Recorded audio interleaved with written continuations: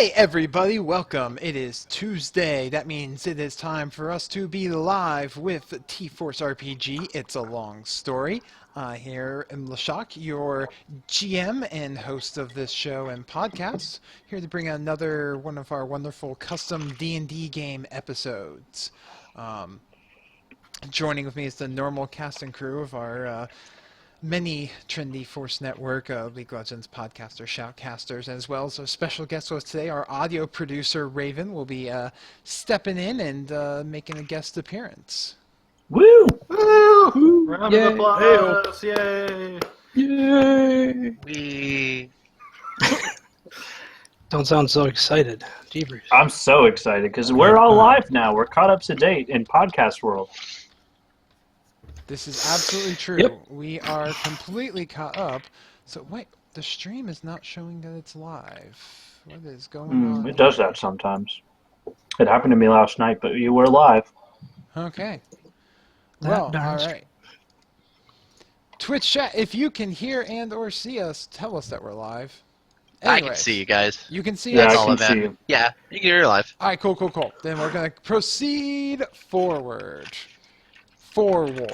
Forwards. Just Woo! for Haber every time, all the time. So, welcome to episode 26 of It's a Long Story, our custom Dungeons & Dragons story and campaign, where we last left off our party, the intrepid TFAPs, the Trinity Force Adventuring Party. They were in the Lost Nonagon Cathedral out in the Great Waste, going through the trials of the gods. And they have completed 3 of them, seemingly to pass the trials of Malay, Remiel, and Kerstas. And this week they spoke that they were going to be entering into the trial of Adarin, the god of magic, lore, history, and knowledge. And nature as well. So, anybody have any announcements that they want to make before we get into the game about stuff, whatever? I have an announcement question. Yes. Did we get a long rest before going in? I forgot. We are about to rest. Okay. Yes, the plan was to rest. And yeah, I got you, Hasser. So Good. you guys were taking a rest, and before proceeding forward. Then again, we got Raven with us, going to be making a guest appearance here tonight. He's our audio producer that's helped get us caught up to the live stream, as Mott said. So from here on out, the podcast episodes will be coming following the live stream within I think somewhere around the week. Raven will tell us what the schedule's going to be. We are out. Chira is out of town for this weekend, so we will be fading him into the background. And Santana is dealing with, an apartment fire. So he's currently at a hotel and not able to join us. So He's fine. Don't feel sorry for him. He started it. He's fine. His pet's fine. His stuff's fine. He just has to. Let's be real. This is fucking Dagger Revenge. Like, Let's be honest. Let's Well, dispel say- the notion that he didn't know exactly what he was doing. Look. He moved. He knew exactly what he was went doing. into a new city as a TFAP, and now there's a fire. That's all I'm going to say. Right. Take attack. We have no way to help. it was. You know what? It was Tig. It was It was Tig. Tig. More fire elementals. That, or he was listening to the Hamburger Helper rap album, which Right. was spitting Straight some fire. Oh, straight Fire. fire. Straight fire. Everything So Didn't watch Stove. D&D. So everyone, give Santana your love on Twitter or everything, because he still has his phone with him and his cat chilling at the Red Roof Inn right now. So That cat's having a rough week. that cat's having a rough week. So he'll be back as soon as he's able to get a housing situation figured out. And Chira's gone from us just this week because he's in Florida, because fuck him. Yeah. So, anyways, coming in here into episode 26, the party is just sat down and rested up before going on to handle the trial of Adarin. Before the all 8 hours thing. Unless anybody's stopping me, I am going to pull out 3 venomous dead bodies And I'm gonna cast Animate Dead on them, and then put them right back into my robe. Okay. you Why? Do we have any indication that while we're outside of like the trial areas, that we're sort of out of the sight of the gods? you have no goddamn clue. Hey, we Uh, just got done facing nope. Ramil. I think we're good here. Guessing I that can they've think of 100 talked to us, reasons why not. they've talked to us outside of the trials, so I would assume Yeah. they know that we're here. Yeah, they know my dirty deeds. It's fine. Are they done dirt cheap? No, this is the most expensive very adventure I've been on expensive. yet. That's true. I would also like to examine within an hour the 2 coins that Kerstas gave me. Oh, well, they are blank, faceless coin, like just round little coins with nothing printed on either side. One Okay. is bronze, the other is copper. Can I cast Detect Magic and see what they radiate? If they do? They radiate everything. Like a rainbow? Yes, it's the full rainbow of magic. Oh boy, alright. That gets me nowhere. Alright. Well, Yeah, well I'm gonna every back it school up of, and- every school of magic is represented there. So, Yeah, I'm good just to chill. all right, Yeah. you guys get your Yeah. rest. It's kind of awkward there. Lumalia is kind of off, like in her own little corner, as well as Chira as well. Both of them dealing with the revelations and personal inquisitions they've had to handle here in this trial. Your time passes as Nathaniel kind of gets up and looks around, and he goes, "So are we doing this?" Yeah, I Yeah. don't see why not. We gotta keep going, right? Oh baby! Oh! Oh my god. So right. Santana just, I'm sorry, but Venris, I just missed Santana. No, Venris just made his divination rolls for the day, and he got a natural 20 and an 18. So at some point, he can substitute any dice roll before it's rolled for a nat 20.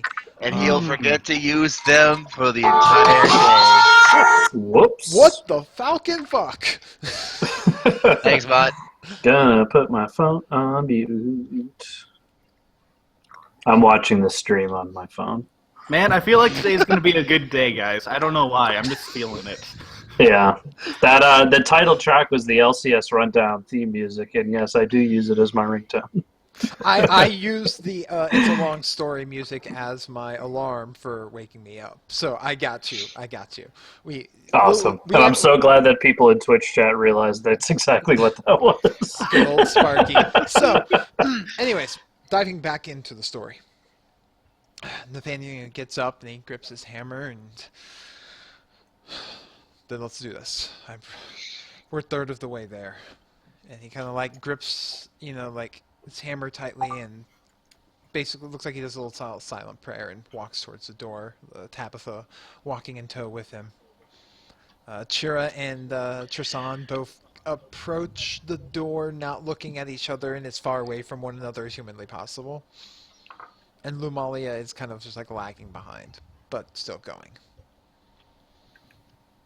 Hey, Lamala, you should whisper in my ear your little secret now. Okay, Fenris.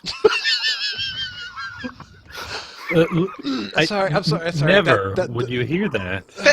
Are you literally talking to yourself? Like, Why do you have your sock on your head, Bedrick? can you please not antagonize her? Like, this is literally the worst place you could be So doing it. Venris is standing there in front of Lumalia with a sock puppet hand. And it's like, Lumalia, you should tell me your secret. You're like, okay, Venris. And Lumalia just kind of looks at you and goes, but for the... Very well. Because of magical That's compulsion. pretty good. Thank you. Yeah. Thank you. I'm working on the voices. I'm about to start taking some voice lessons, actually. But that's beside the point. It's easy to pull off Lumalia indignant with a bit of bitchy. A bit? You just have to channel your inner Lumalia, like that. But just that person that acts like they don't want to be there when they really have nowhere else to go. And so since she kind of like leans over and whispers into your ear. I want to see if I can hear them as best as I possibly can without being noticed. I mean, Oh, guys, quickly look. Hero Well, like is we're all hearing walking. something. We're all walking. I want to just try to like eavesdrop. Then give me a I want to drop ease. I Give me- kind of give me a want to get it on perception. on these sweet juicy. Everyone roll a listen. 17. I want to see what sarcastic thing she says to you. 17. I got a 19. Go fuck yourself, Fenris. Everyone's walking and everyone's just like, Okay. is that a private What? conversation?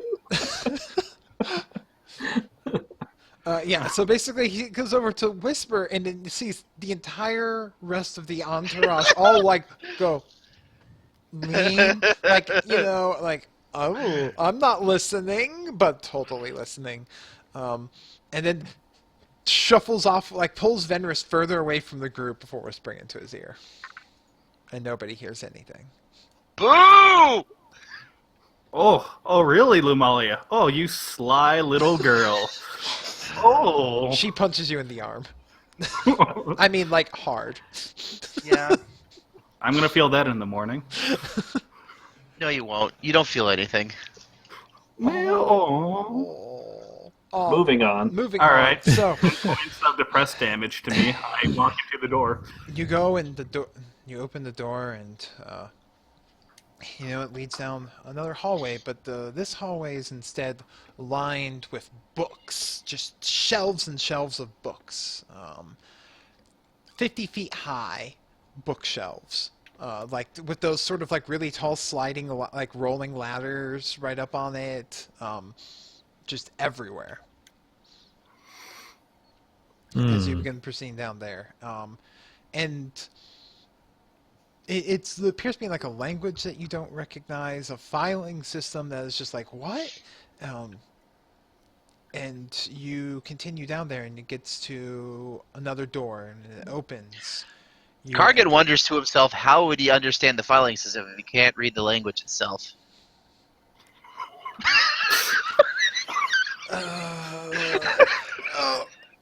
I'm trying to flip you off so hard that they'll hear it in podcast land.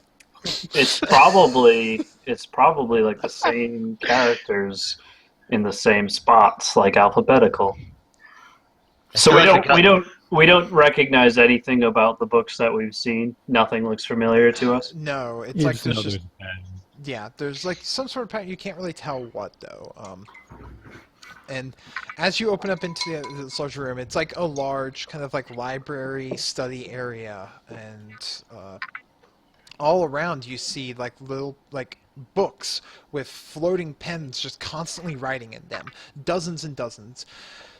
And in the middle of this room stands a man, appears to be like a human male, and like his, I'd say like mid-40s, slightly graying hair, and a dull, kind like a tannish brown robe that looks like he wears it every day and never and doesn't really wash it. Like it's kind of getting faded. Like this is not his top priority. As you enter in, and the man looks before you, and you're greeted by the visage of Adarin. Adara, I presume. Yes. yes. Welcome, weary travelers. Please, take a seat. I You take said I to take be a more seat. curt than last time we met. I mean, to be fair, last Speak time up. I can't understand you. You got to speak up. Last time we met, you were more hospitable. Is that Oh, what I'm it was? sorry. There's far too much going on. Far too much going on right now. I have to try and make sense of everything. I mean, last time we saw him, he was a tree. And he put us inside him. I take a seat. I sit down too. I What- will sit. I said I want to, like, what is it exactly that you were worrying about? What is it? What are you writing? Well, you sure has noticed all the books on your way in, right? And all Of the course. pens floating in the air, writing everything.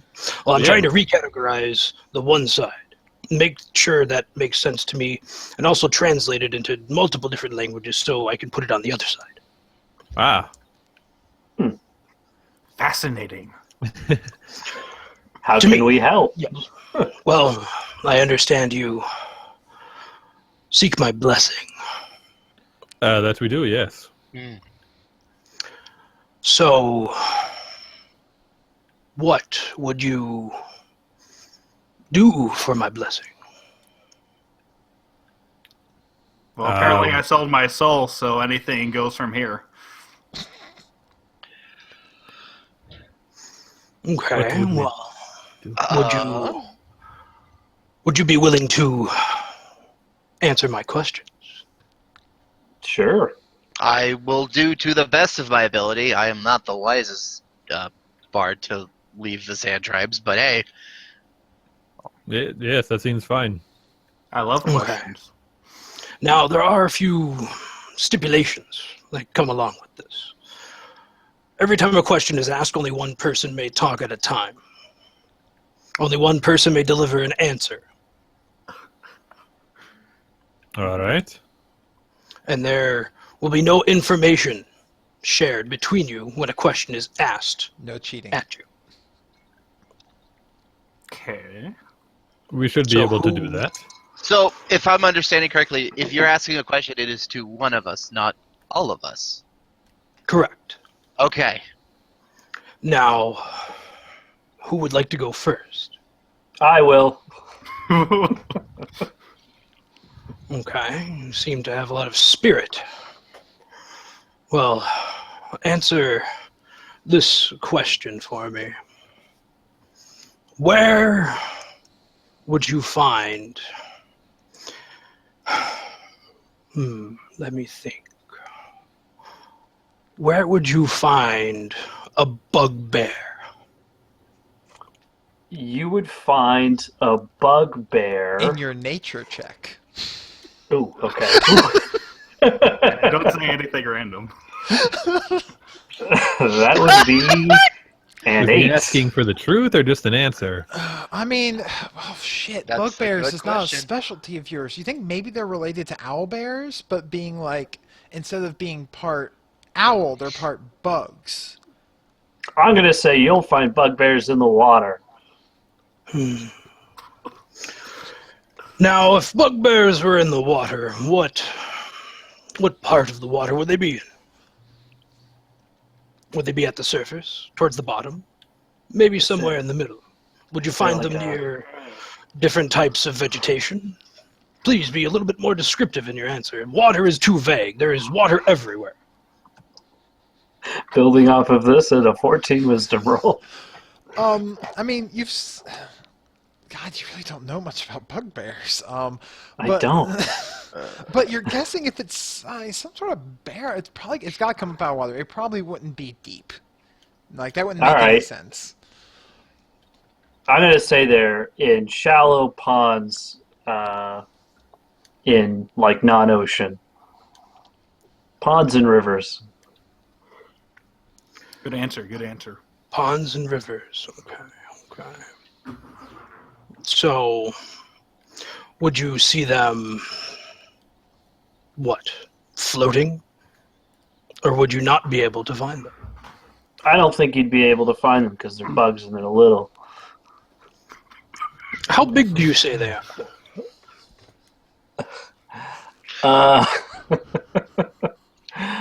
I'm going to say they're microscopic. They're little tiny bugs. I'm gonna die. Gargan slowly takes his face and just puts it into the palms of his hands and just This shakes is an it very 8 nature slowly. roll, boys. I am aware. Well, based upon your answers, it seems you have very, very little knowledge of the bugbear. Who wants to go next? I'll go for it. Why not? Okay. Now, where did you say you were from? I am from the Sands, out in the Great The Wastes. Okay. So, out in the sands, you probably don't see many frost giants, do you? I can't say that I have seen any ever. You have never seen a frost giant. So, if you've never seen a frost giant, well, how would you differentiate between the frost giant male and the frost giant female? This guy's a dick. No giving away answers. So, What am I rolling on this? that would be a nature roll. Okay, just checking. It's not like a frost giant gender roll, right? I rolled a 4. No! Let's go! Vendors had the opportunity to prevent all of this. I'm waiting for my turn. Okay, Yeah. oh geez, I mean, that'd be hard to know. The only thing that you know about frost giants is that they're really big and they tend to bundle up in lots of, furs because they're out there in the cold. How to tell them apart? You'd have to get under their furs. Alright, so I've got no knowledge of frost giants. I'm going to level with you right now. But I know this much. Frost giants probably work out in the cold, or live out in the cold. They got to wear a lot of furs, right? Like, just bundle up all of the time. Now, I would imagine that you would have one set of frost giants who would be more hunters. I would assume those would be the males, and maybe they've got battle kilts or some sort. And then, like, the matrons are in the caves, and they may have something a little bit more fashionable, like scarves or something like that. I can't be 100% certain. I've never seen a frost giant, but I bet you it has something to do with their furs. Their furs. Now, what kind of furs would they be wearing? Oh, I mean, frost giants, I don't know what would be out there in the Arctic. I would imagine probably some of the larger beasts that would be out there. I don't know. Are there frost bears up there? I don't... Frost bears. Have you ever seen a frost bear No, coming from the wastes? No, I imagine not. It'd be really hot. Neither have I. They don't exist. Oh. They're just called bears. Oh. I have to head out to the frost one time and see how cold it is.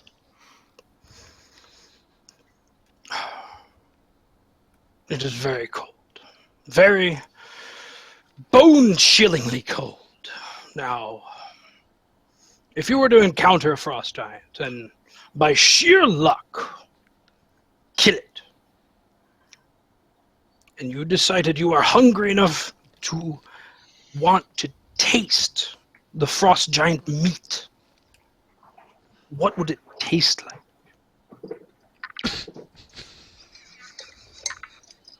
Always answer with chicken. Can I... Tell me, am I making another roll? Am I working off of this 4? You can make another roll for this one. Thank God.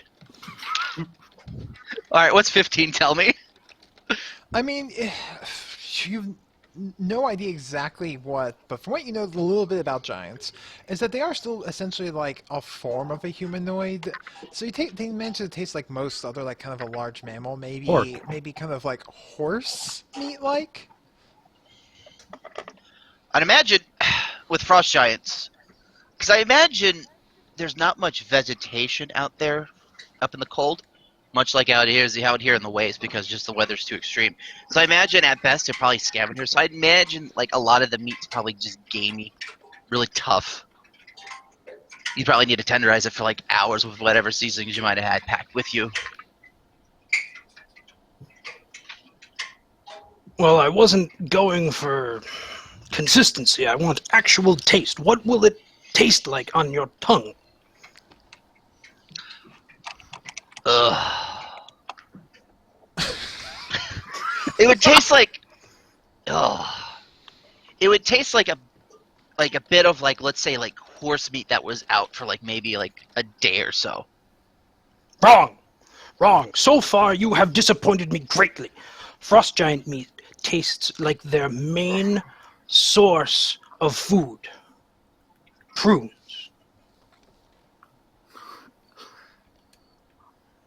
Neat. All right, Vendris, you're up. Are you sure you don't want to go, Haser? And I I go. can go, sure, I don't care. Alright. You want to go next. You with the accent. You What are with you the from? accent. I'm from Kerhar. Kerhar. And what is your main source of the country's income in Kerhar? Huh. That's gonna be a history roll. Okay. It'll be a 10. Oh, baby. You never really got into the whole economics of things in Kohar.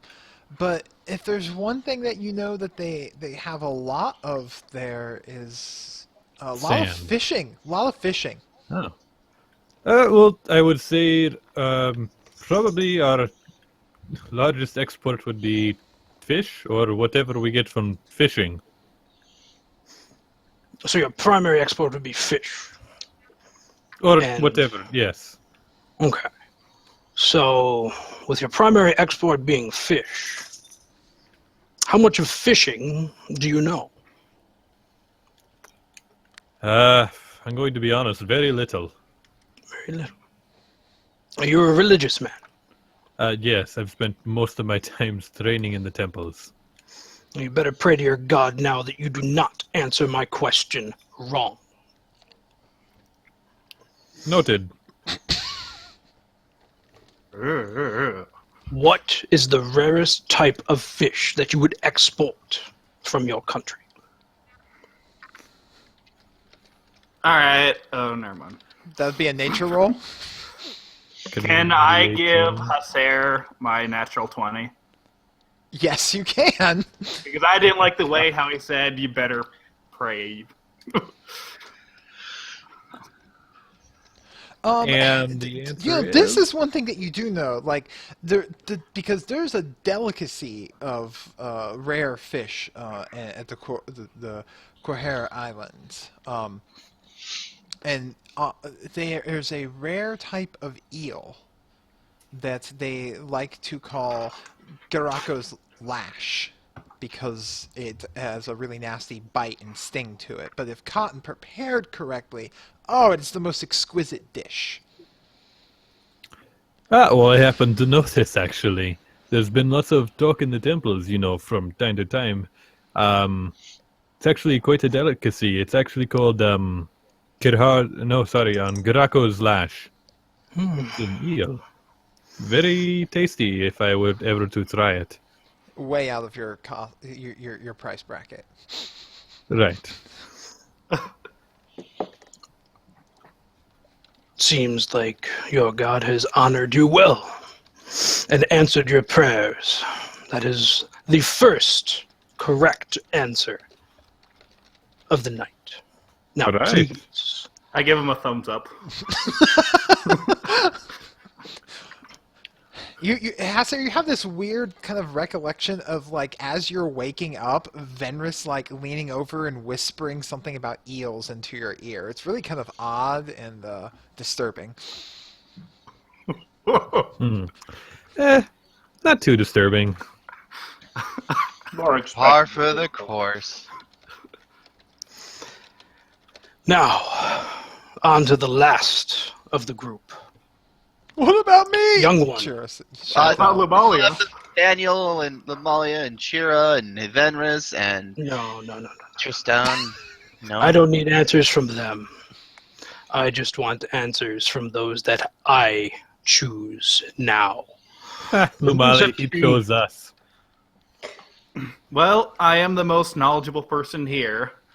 Vast knowledge all across the world. What is your question? How old is your father? Now, your answer must be in the form of an opera. But Fuck the opera. Alright, let I me need it Google sung opera to me. for a second. Oh, is that so? Alright. Would I know my father's age? Yeah, your dad's like 38, man.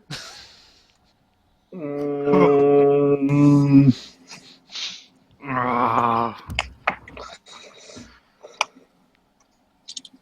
Roy Long Arrow is 38. Give a perform check. Oh, I need a perform check. I know. Fucking, I'm using my 18. So what's your charisma bonus? 1, so 19. So a 19, huh? Okay. Do I have lungs or what? Oh yeah. So Venrus suddenly like looks up and does this like moving opera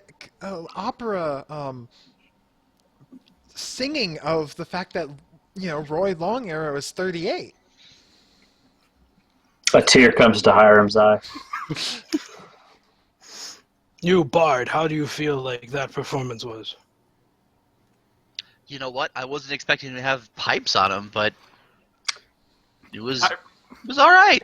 It was a 19 out of 20, I would say.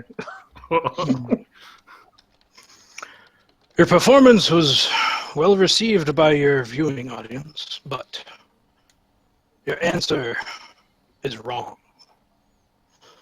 Now, the reason your answer is wrong is because his age is irrelevant.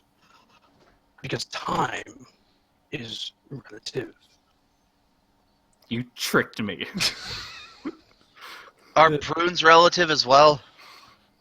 Well, prunes just taste like frost giant meat. You knew I was going to say 38, didn't you? Maybe I did, maybe I did not. You sly son of a gun. You're a Darren. Of course you knew what he was going to say. That's a good point. We all pretty much failed your test, but you knew that we would fail your test. So Well, I it, didn't fail. it wasn't the right. Oh, that's true. So far, it's 50-50. Two of you have, well, not really, actually, now that I think about it. 1, 2, and One 1. of you really got the answer right. So far, it was this man of Garako over here. The I rest give of a you, wink to Venrus. Can we roll for Recipe sexual or- tension? If you want, I'm just going to say I rolled a 20. Maybe. Oh. Hey, you're only 17, never mind. Hey, what stays in the Hey. desert? Yeah. Spoils of war, Hasser. Spoils of war. I still have my standards. Oh, shit. Oh, as you guys give me perception checks from all of you. Thank God. I would Thumbs love... up. That's what? That's a 9. I'm not using this stupid machine anymore. Where's my dice? I got a 13. 17. I got a 7. So, like, yeah, there's something kind of like itching at you, and as you were hearing Adarin just speak just now, and for one, he seemed to not really know what number of you got the answers right or wrong, but then also his voice kind of was like modulating between two different voices while he was talking. It was kind of confusing for a moment. You almost didn't notice it. Hmm. And only Kargan notices that. Oh, okay. Never mind then.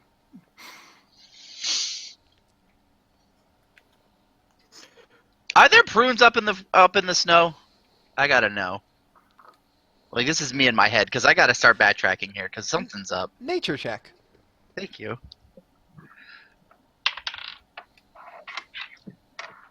16. What you Fuck got? no. Prunes grow in like warm, temperate zones, not in the cold.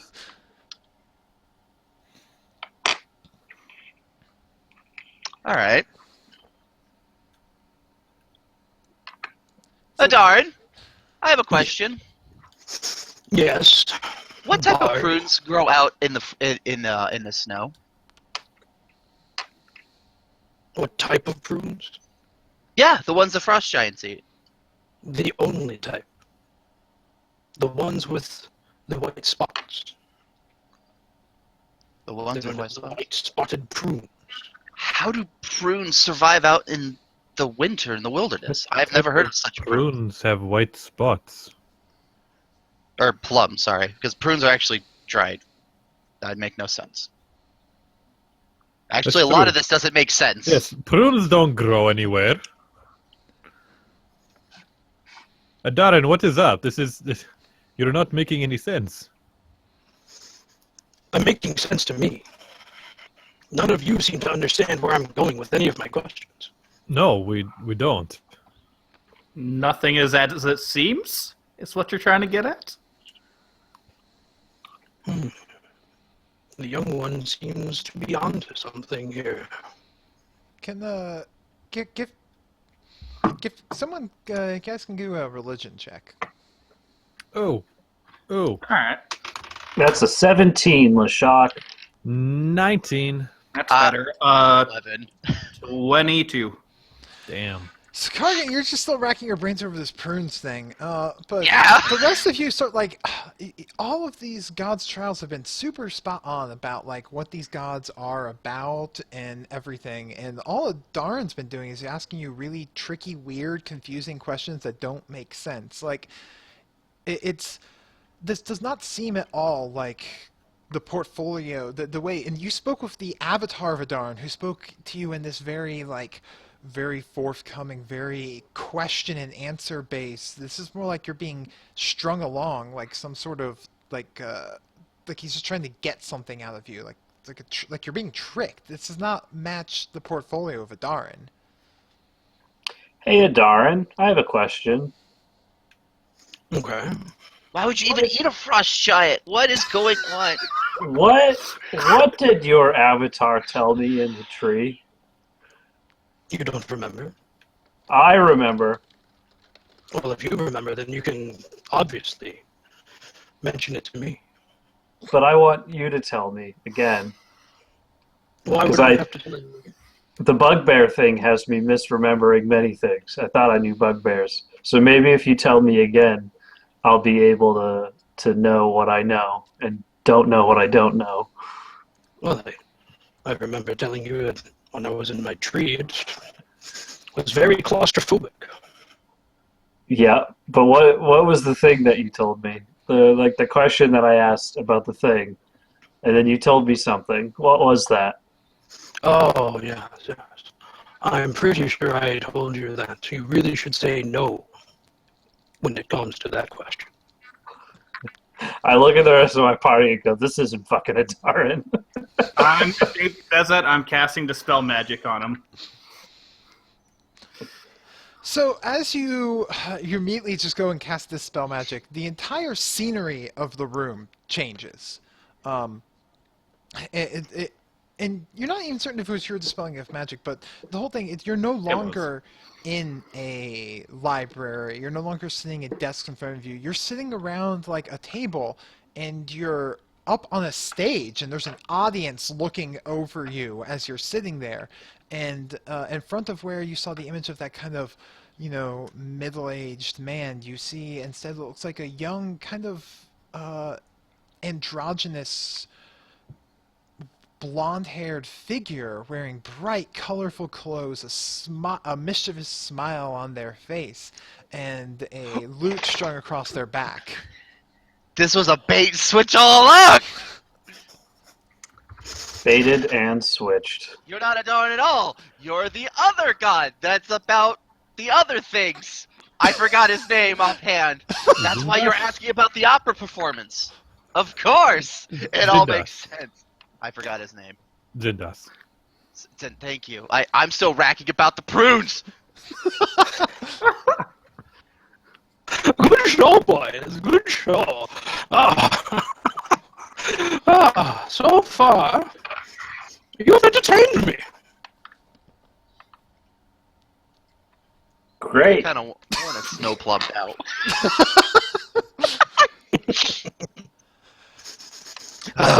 So was that the test?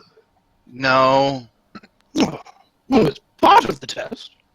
You tried, but only one of you really understood where I was going with it. Now, the rest of you failed miserably. I disagree. What fun would it be if we unveiled the whole act in one sweep? We gotta build it up. That's a good proposal. Why don't you perform something for me now? A performance, you say? Oh, it's been too long. The crowd. Kargan. You hear a shout out come up from the crowd. That's like, yeah, make them all perform. We want singing. We want dancing. Oh, You know what I would really enjoy? I would really enjoy if you were to take everything that has happened to you thus far, led you up to this, the apex of your travels, and put it into a show. That I would definitely enjoy. I think we can manage that. Ladies, gentlemen, shall we prepare a show? I take out my 3 Venner skeletons. Plop, plop, Can I plop. just dance? I'd like to just dance. Well, don't worry, Hester, we'll dance. We have to find a Magnus stand-in though.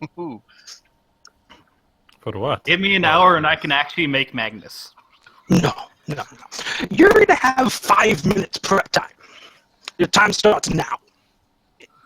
So your characters have 5 minutes to prep to put on a performance that basically telling you that is showing the apex of your journey, of the origin and travels and triumphs and tribulations of the Trinity Force Adventuring Party, the tale of the TFAPs. Oh fuck. It's a long story so far. Ayo, roll credits. Nailed it. So obviously this should be narrated by Kargan. Obviously. Yay. I will be background singer if necessary. I will do Okay. the interpretive dance. Thank you. As long with my skeletons. The Venner skeletons will be backup dancers. Also, people we kill along the way. Yeah, I was about to say we should probably like do one for Bloodbane and then do one for the stupid pirate and then I can do special effects and just like prestidigitation magic. That's amazing. We need more of that in our lives. Yes. What can I do? Nathaniel looks at you very confused. Nathaniel, you have a hammer. You will be standing me. Okay. Trigger goes, and I'll be the main character. Sure. Sounds like you. I would Okay. like to. Do I have to do this? Really? Hiram's never seen him play before, so show? he doesn't even know. Yeah, who was saying that? Was that Tristan or Lumalia? I have to know. That was Lumalia. Alright, I'm going to cast Tristan Silent actually digs back into her pack real quick and goes and says, "Oh, lucky for you, I actually have a lot of costumes on hand. Don't ask why." And starts like pulling out all these various different costumes. Are we actually going to be role-playing in a role-playing game right now? I hand Tristan a dagger and I go, here's for the part where you stab Chira's heart. Oh! I hope he's watching. Nice. It hurts so bad. That was before we got here. Come on now. All right, so everyone quickly assembles and gets and starts to do their parts. Tristan is helping with wardrobe, and so Kargan, I need your narration here, and then we'll need. Give me your narration. All right, can I throw out some inspiration dice? Yeah, you can throw out as much. Two peeps. Mhm. Boom, Varys, Hiram, Hesser, y'all get inspiration dice. Let's It's do a this. 1D what? D8. D8. D8 added onto any. Skill check, attack roll, saving throw, damage Great. roll, armor class from an attack because he's College of Valor. So Yeah. come on, Kargan, give me the narration. All right, so everybody gather around and listen to the story of the TFAPs. A group of unknowing heroes sent from parts unknown to a destiny unfulfilled, untold, yet in their hearts. Stage opens up in Kerato, where the six gathered to try and find a sorcerer named Magnus. And in that city is where it all began. Give me a performance roll for your interpretive dance of the opening narration has there. Oh, that's there. Venrus, what are you and your clones doing at this moment?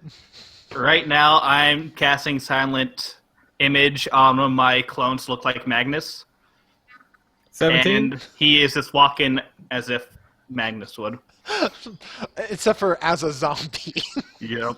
so he's just got this like really zombie like walk, but is attempting to kind of like strut at the same time. It's one of the most awkward things you've ever seen. So it's Thriller? It's Thriller. Continue, Kargan. And in this town, we had a dilemma. Magnus, held by the new royalty of Tirnog. And on the other, the old royalty had his goods. So the TFAPs, not what's called then now, decided to set him free. But not before meeting the Demai family. I forgot the youngest one's name. Line. So at this point, Tristan, and Tabitha jumps up and goes, "I am Deacon!" And then looks at you panicking, like she's not sure what he should do. They meet and devise a plan to free Magnus. And so they do. And on top of that, able to steal his goods away. And also slaying the arrogant Bloodbane. Oh, hold on. They devised a plan to free him. Yes. How'd they free him? What was the plan? You just skimmed right over that. We smashed it and we took him. Like, the plan was to go get him. Well, where was he? He was in a tower. Come Locked on, away. You gotta be more descriptive than that. You're boring me. The audience is dying. Come on. As you look, you see actually several audience members are like falling over, looking like they're like suffocating and dying. Well then. Actually suffocating. Yeah, like it looks like it. At least the appearance of suffocation. All right.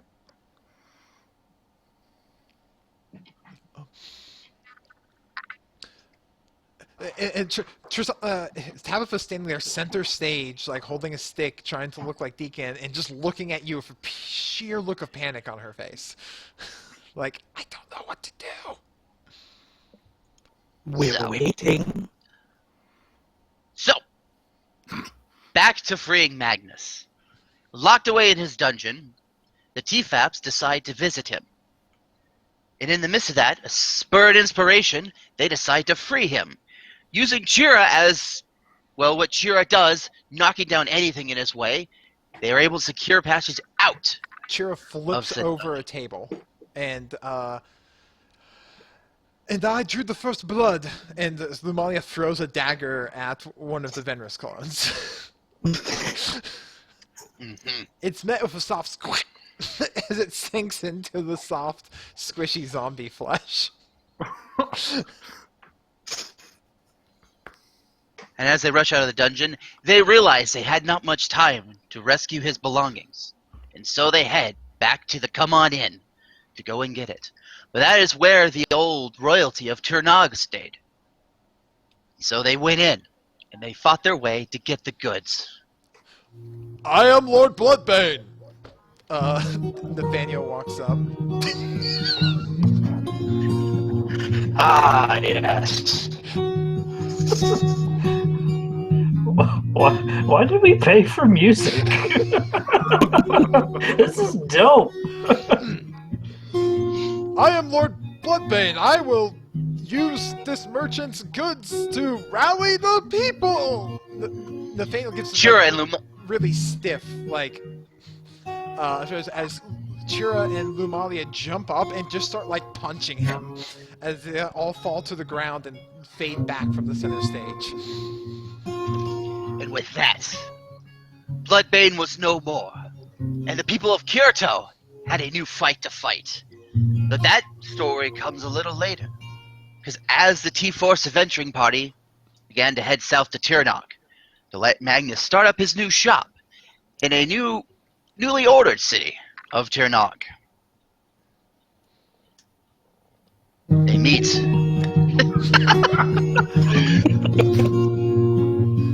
They meet an interesting character by the name of Mouse, who gives them some information based on the city and its whereabouts. And once they're able to secure patches in, the T-Faps decide to join a guild. Guild of Mercenaries. And that is where their name comes. The T-Force Adventuring Party. T-Fap. Just so you know, as this is all going on, I'm trying my best to make as many allusions as possible to depict his words. Now, for their first quest, it was not a grand task, but a task nonetheless. They head searching for lost goods stolen by pirates. Yar! Tristan jumps up with an eye patch over her face. And... Give him the gold tusks. After a few days of searching, they find the pirates in a makeshift cave. Using a little bit of deception, a little bit of wit, and a lot of surprise, they were able to take the pirates without much incident. I go up to one of the Venrus clones and I use my wrist sheath to just totally neck the guy. My poor clones. My poor clones. But unbeknownst to T-Faps, this was all a ruse. Because apparently the Hawks But most had set up... importantly, I found my turtle. And then Lumalia looks sad. And now she's dead. Let's not skip ahead of the plot. We have to talk about the Hawks and their trap to try and find lowly mercenaries. So, T-Faps squared off against the Hawks. With some strong words and a little bit of vinegar, they were able to convince them to not attack. Cut. Hold on. Strong words? What words? I want to know what he said. Hey, Lumalia, what did you say? I don't remember. I think we called him a dick. Yurik the Dick. Yurik the Dick! Yes, I remember now. He's quite a dick. So aside from using those underhanded words and a bit of an I told him exchange... that he'd never be as good as my father, and that he's a dick. Yeah, those pretty much were the strong words. Belittling his name. It is what Lumalia does best, really. I want to see more of her. Don't worry, we haven't made it to the lighthouse yet. So, man, that guitar's really good for me to narrate. Yeah, I'm so into this right now. So, with the last part, they decide to set free because they believe him to be good. Though he would come back later to haunt them. But that's for tomorrow.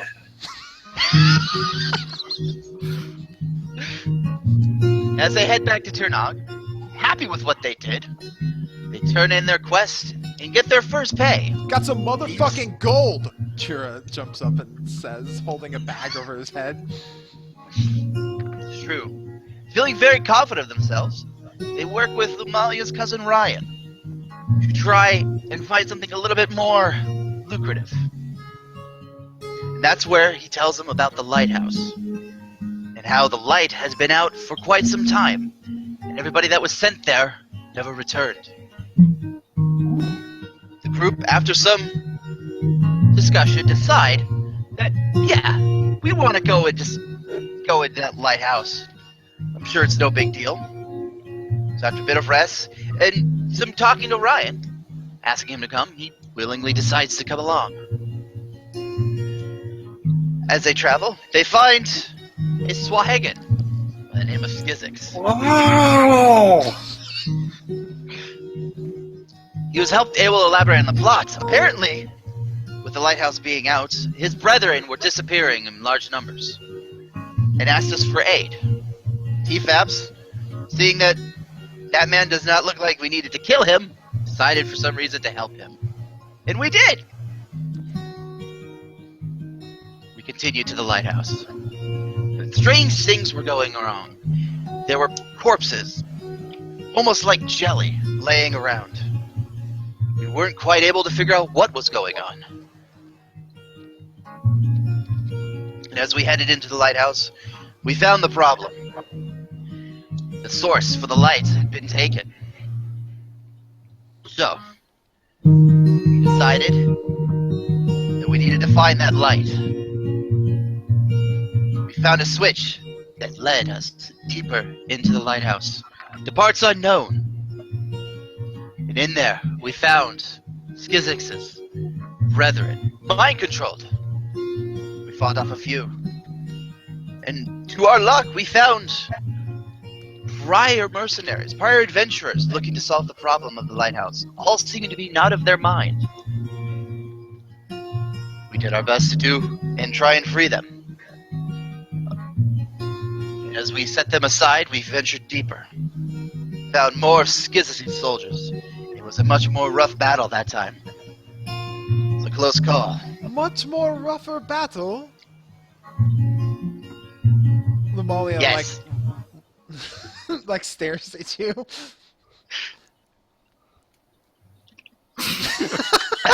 Water choke. You're on a roll there. Chira hands you his never-ending flask of water. Oh, thank God. For those of you in podcast land, Kargan has an entire jug of water sitting there with him. Glad I have it. I wasn't expecting to narrate everything we've done so far.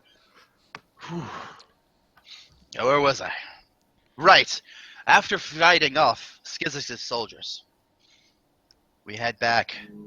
We head back to the other side of the underground lighthouse.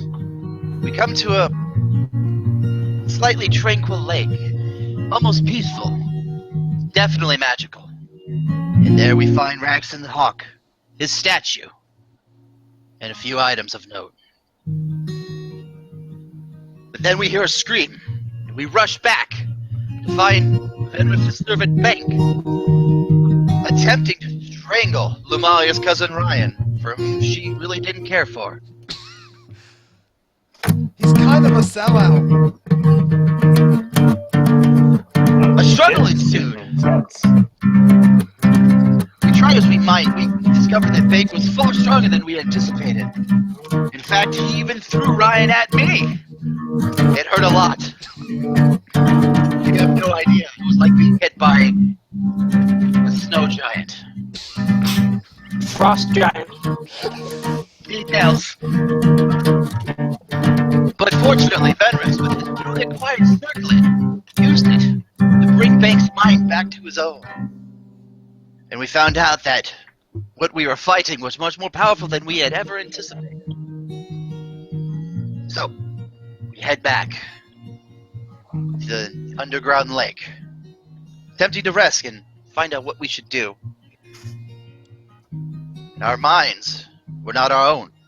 Our bodies possessed by creatures of another land.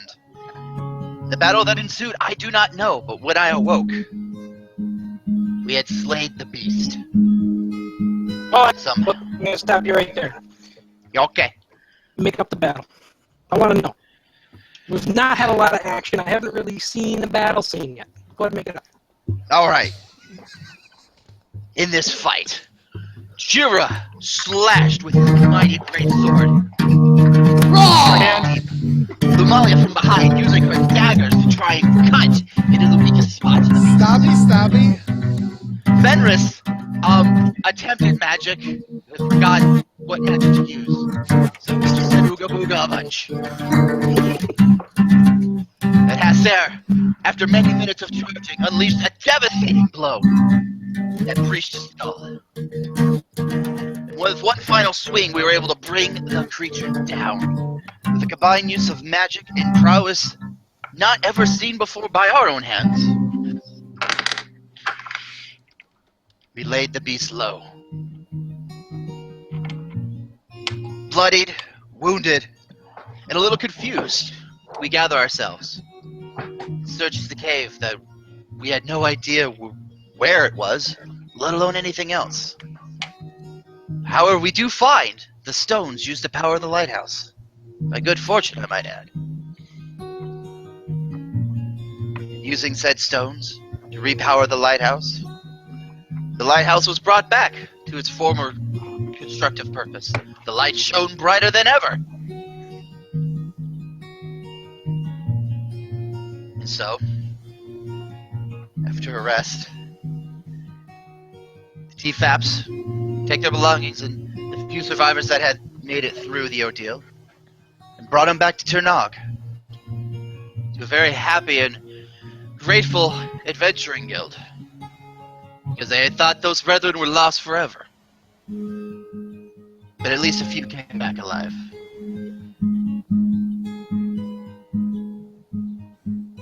And that concludes Act 1.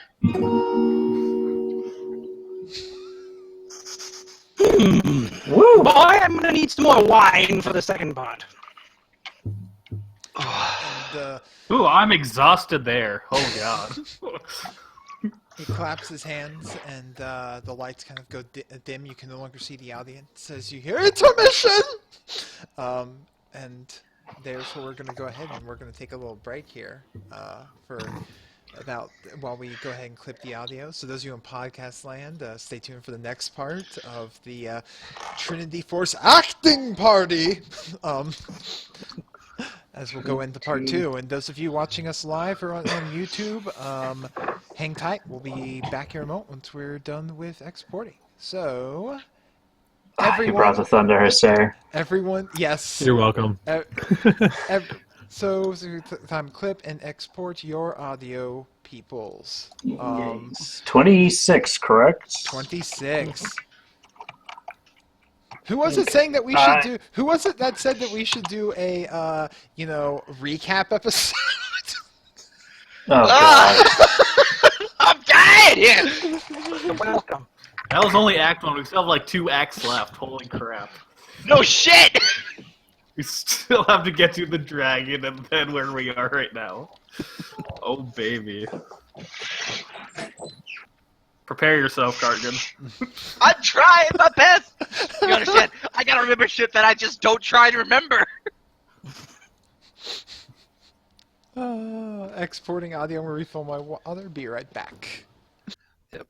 We'll be Like, right back getting a beer. We're not even into episode 10! We haven't even tried to kill Eremos. We haven't done anything. Oh, shit. Jeebus.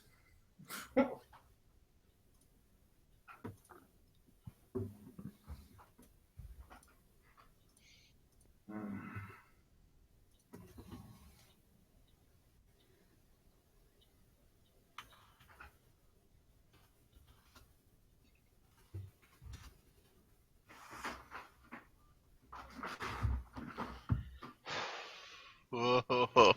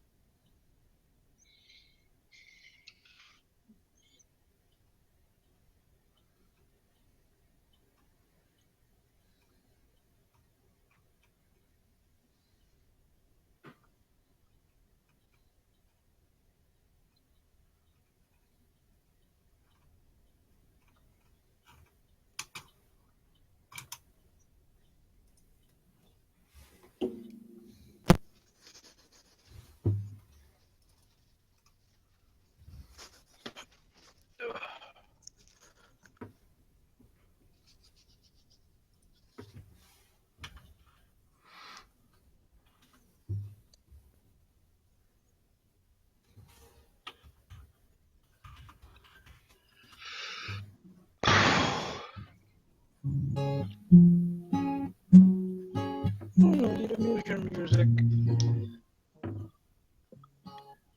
Whew. Hey man, that's what you get for being a bard. I mean, I don't know. I really was like, tell me everything you've done up to this point. Be descriptive about it. Fuck! I think we need to add like a whole love section in the next act. We totally missed that in the first act. Well, that's gonna be the budding romance plot between you and Magnus. Okay, cool. Let's not get ahead of ourselves. Let's not get ahead of ourselves in calling it romance either. Whoa, wait, what did I miss? I came back to romance. We can just call it a fling. No, it's cash for ass. It's cash. But that audience doesn't know that. It could be that, but it could be something more. We're not quite sure. Okay, fair enough. So man of Garaka is also a prostitute. Yeah? I mean, it's just... Is there a problem with that? Look, sex is just another battlefield, okay? Right. Love is a If I gotta battlefield. sing that song again, I swear to God. Wasted! Heartache to heartache. I can't. If I gotta sing, I gotta take off my headphones. It's okay. God. Christina Aguilera thing. Shock, we're not even at episode 10 yet in my recap. This is getting ridiculous. I don't even have a script. I'm pulling this out of my ass. It's all I haven't even made improv. I haven't even had a single performance check. This is bullshit.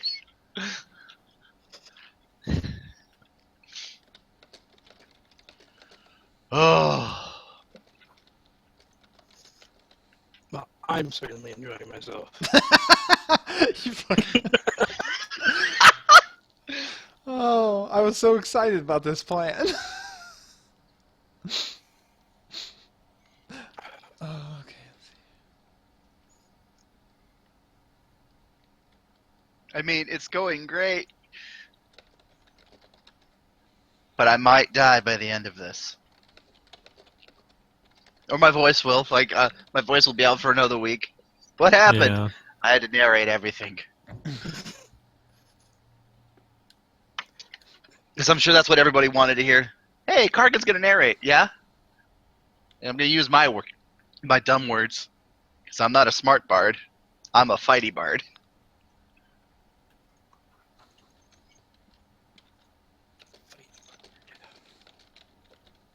I haven't seen you fight yet. Oh no, I hit shit good. I don't hit good. It's good. I smash. Kargan smash good, yeah. Alright, let me just do a quick cliff note so I'm not missing anything here. There was the...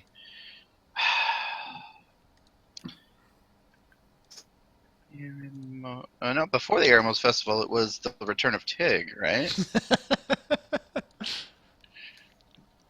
So 26 part 2, the return of Tig. Yeah. Brought to you by Demon Vision.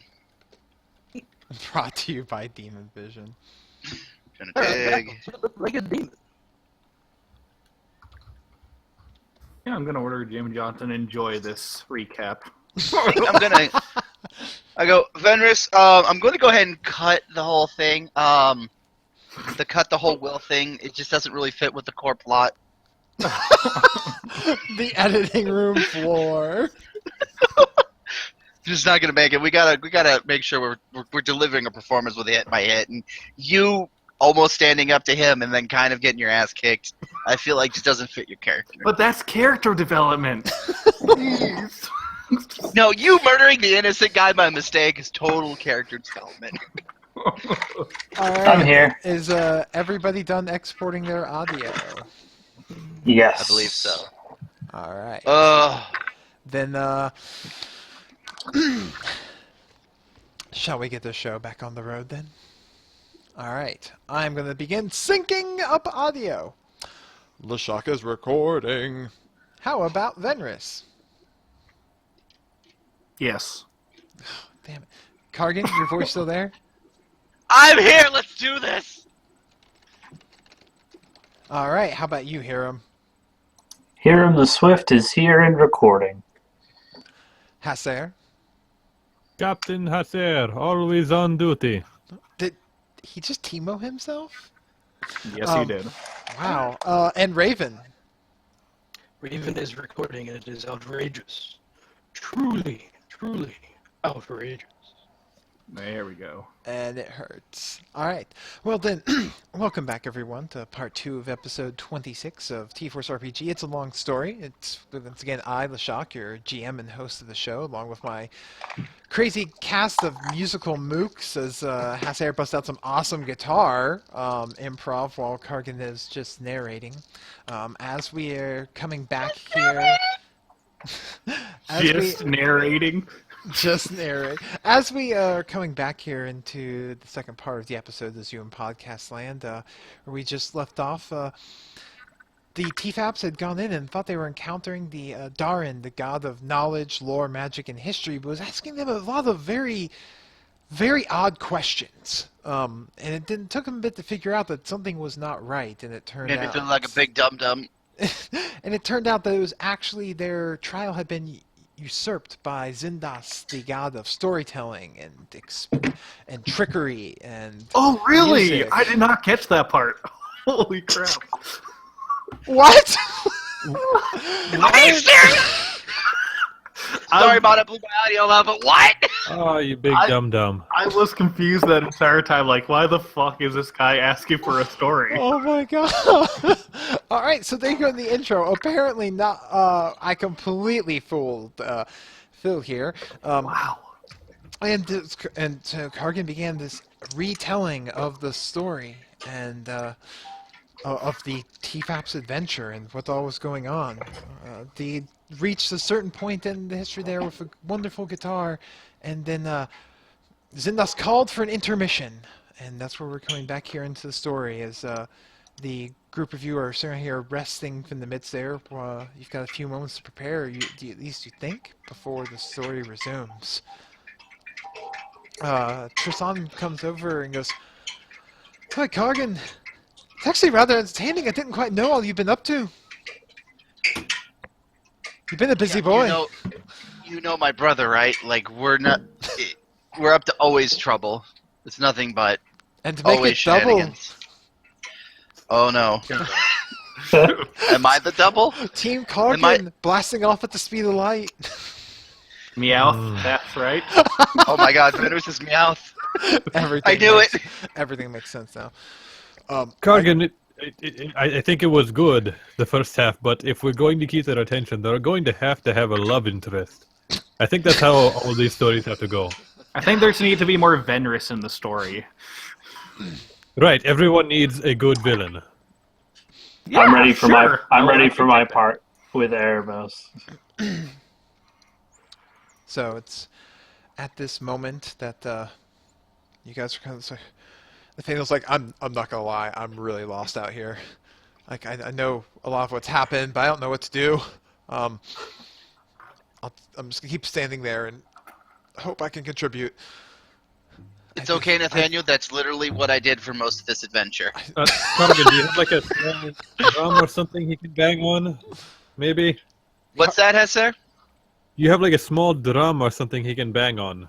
Can I cast Prestidigitation? He does have a drum. He has a magic drum at that.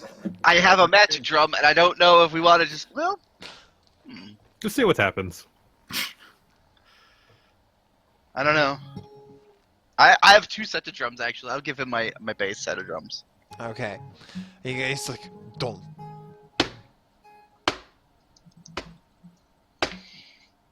The most simplistic single beat that you can imagine. Just fake it, Nathaniel. I'll just pretend like you're playing it. I will just play louder with my drums and not cast the spell that's on there that I forgot about. Remember, brother, I'm the main character. I know. That's why I've been... What?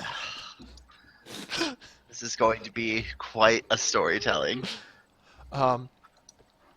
So at this moment, the kind of like the area lights back up, and you see Zindas sitting there with a fucking feast table, with like a cornucopia and all of this food and several things of wine and ale all around them, and the audience back looking up at you captivatedly. Resume the performance. Jambi, more wine, please. Someone comes up and pours him more wine. Is he naked? No, but not much left to the imagination. All right. All right. And so, after some time to rest, some time to recuperate from the adventures that they had just recently had, we come to a festival in Tirnog. A delightful festival meant to honor Erimos himself with his newly acquired kinghood over the city-state of Tirnog. So, the TFAPs deciding that they need some time to relax, head to this festival. The festival's great. The Tirnogan dogs was great. The Tirnog corn dogs were delectable. Turnog dogs. Tirnog dogs. Thank you, voice from the other world. That was Chira. Thank you, brother. So, back to the festival. There was a tournament to be had. Tournament to see who was the strongest. And of course, as always, Chira, always knowing that he is, enters the tournament full well knowing that he was going to win. He flexes. Good job, Chira. But, unbeknownst to the TFAPs, except for Hiram, an army was sent out to Kyoto. But that army was decimated, as he had come to find out. I kind of do like a searching thing, and I summon a spectral Brahm, who's gonna, he's gonna like prowl out to the stage, but then get summoned back into my ring as soon as he hits the end. Majestic. I mean, he is. But- He is majestic. Okay. As fuck. But what had happened was stranger still. Not the army being decimated, but the army returning. Victorious from Kyoto. Or so everyone was to suspect. Hiram, perplexed by this, tells it to his friends. Venris and Coggin go out to see if they can find any sort of other information. Splitting up, Venris finds out that was just a mere illusion.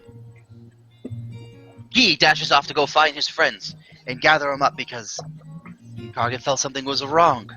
Coggin, on the other hand, attempts to convince the guards of the problem. To little success. Put Nathaniel in a prison. Hey! Ooh. So, as the party gathers, they attempt to confront the false army of Tirnog and to find that, in fact, it was true. It was nothing but illusions. As he says it, I'm gonna cast make Lumalia seem like a poor little guard, and I'm gonna shoot an arrow at her. As they discover, it was in fact the people of Kyoto rising up, seeming to storm the castle for reasons that the TFAPs were unaware of. The Dumai family raced into the castle To save my wife! save Nathaniel's wife, Angelica. Nathaniel, tell me of the fight. When we arrived, you had slain many. I didn't actually kill them, I just knocked them out. How many people did you knock out? At least 6? 1, 2... At least 6. Yes, yeah. Tell me, why were you doing it? To rescue my wife. She'd been taken from me. She was the king's daughter. Our love was forbidden. How did you feel at that moment? The feelings more than words I cannot express. So the TFAPs find Nathaniel fighting off not 1, not 2, not a dozen King's Royal Guard, and behind him, Angelica. And the TFAPs were forced to make a choice. And Lumalia chose to do the most brashest of choices. To stab the motherfucking usurper in his kidney. So she did, and a very conflicted fight ensued. Most wanted to fight because that is what they knew to do. Some of us thought Erimos was a dick. But the most conflicted was Hasser. Hasser, well knowing that this is not something he wanted to do, stood in the middle of everything and attempted to try and bring peace and some sort of communication back between the sides. And he did. But not before Erebos was able to make an escape. Poof! Magic! Tabitha makes sparks. And just like that, the saviors of the lighthouse became the greatest fugitives in all of Chernog. In the heart of the castle, no less. And they were forced to make an escape. They split up. And they did the only thing that they could think of doing at the time. Eat the Umais back in Kerato. They all took different paths, but they all made it back all the same. And that's where they decided to help the rebellion. It was unbeknownst to the TFAPs, but the rebellion had grown. People of Kerato had had enough. They didn't want to be bullied by royalty and by some military. They asked TFAPs for help. They had heard rumors of the Hawks still residing just north of the Carewood. The TFAPs, not really with a purpose or really any idea of what to do, decide to go and head through the wood because it was the quickest way. And in the forest, they came across the tree of Alderaan. And each TFAP was able to ask a question. Did you say Alderaan? I did. It exploded. Alderaan. You're dealing with a narrator who has a poor idea of names. That's what you get for a Wisdom 8, folks. But they all got to ask of their own question. It was told to them the truth of that question. Some got insight. Some got more conflicts. A few got even more questions. But answers they did get. And they moved further out once their questions were answered. Go and find the Hawks. And they did. Okay, I'm going to stop you right there, and we're just going to call it a scene. And everything Thank goes you. black. Thank God. And scene.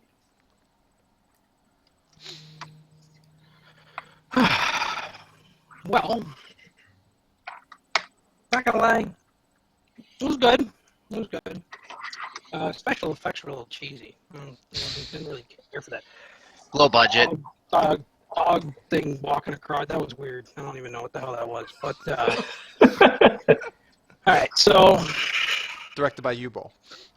now that we've gotten the formalities out of the way, do you guys want my blessing?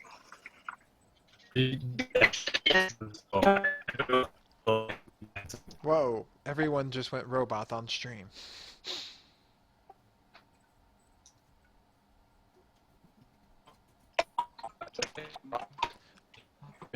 Timestamp, 14 minutes and 15 seconds, everyone turned into a cyborg for me.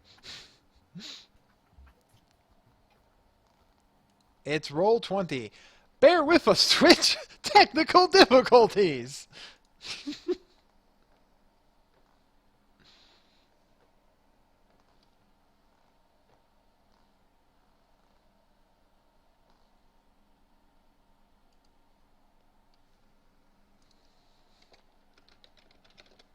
Please stand by. I'm all alone because nobody's audio or video is coming through at the moment. So right now, you just get to listen to the dulcet tones of my voice.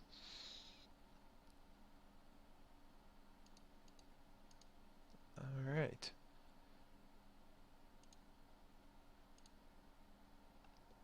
Come on, roll 20.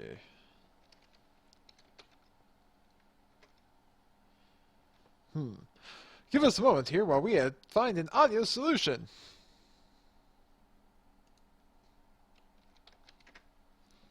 as we will all get onto the TeamSpeak server for doing our audio there.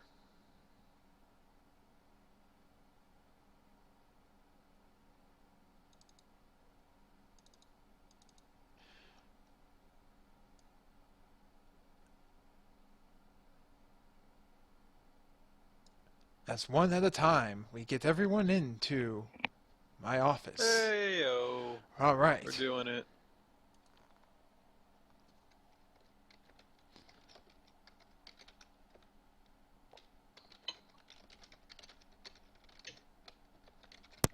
All right. So bear with us while we get everyone in there, but I continue to narrate in this sort of fashion.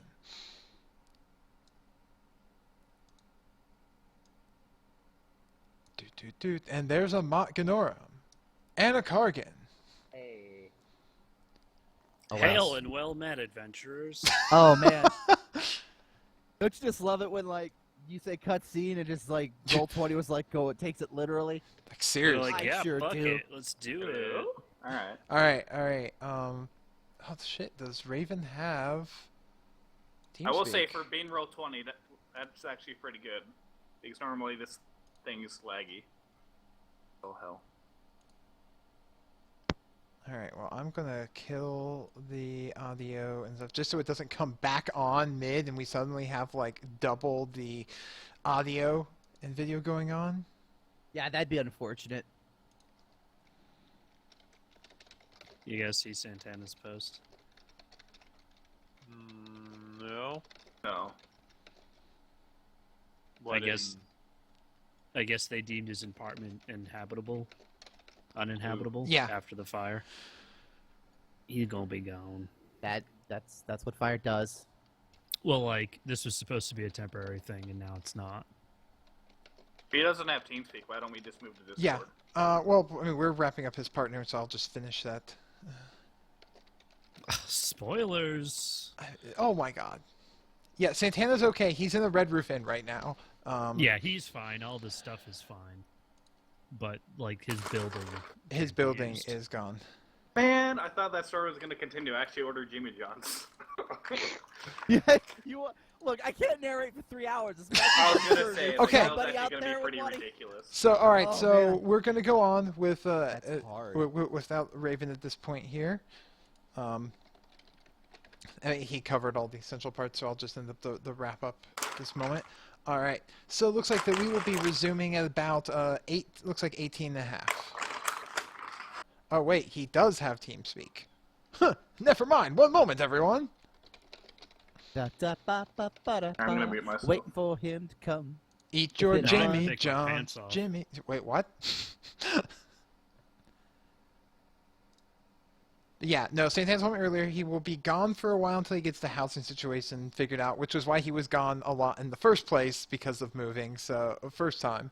So Lumalia will be on a bit of a hiatus until that gets all figured out. Don't crit fail your apartment roll, or you'll set it on fire. Yes. Well, And to be clear, his actual apartment wasn't touched by the fire, it was his building, but it has it been definitely enough... wasn't him who set the fire. Yeah, Oh, no. I don't know. Santana didn't start the fire.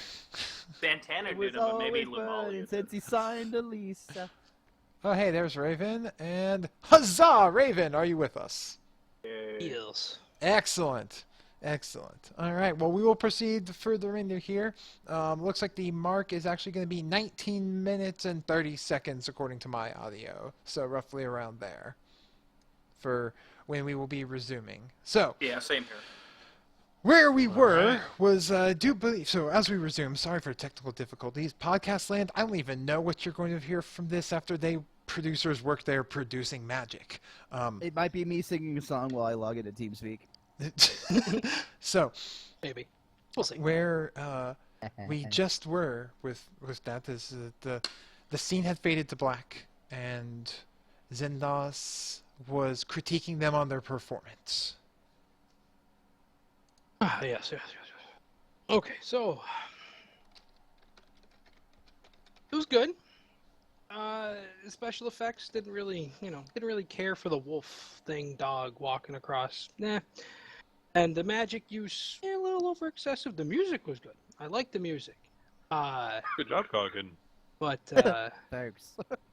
yeah, it was good. It was good. So you want my blessing, right? Yes. Yes, very Correct. much Be so. nice. Who is gonna honor me for this blessing? Cargi? Cargill. Wait, no, he already did it. But he can do it more than Someone else. once. Can he? Don't know. Let's find out. It would. Well, actually, if you don't mind, I will. Trisanta stepping up. Yeah, sure. Why not? Go nuts, costume party. I mean, you're the god of stories, and frankly, there's a lot I want to experience out in the world, and I don't want my story just to end with me stuck out here in the desert. What do you need of me? Well, you had all those costumes. Yes. That'll suffice for now. Okay. And she hands over her costume bag of holding. That was a bag of holding? Yes? Huh. Damn, I should have killed her. What? Oh my god. Joking, everyone. Oh, God. I don't think you were. Maybe. All right, then. I will then consider me yours and all of my stories and all of my costumes. As she looks around confused. It's at that moment that Zinnos kind of like raises a wine glass, and you all have glasses of wine in your hands. Sweet. Before you depart my presence, let's toast. There Very we go. well. Can I take a smell of the wine before I, No. You drink what I give you. So Hiram kind of like leans forward and goes, and then Zinnos goes, no. Bad I hero. love it. Alright, slam it back. You all not passing our trials.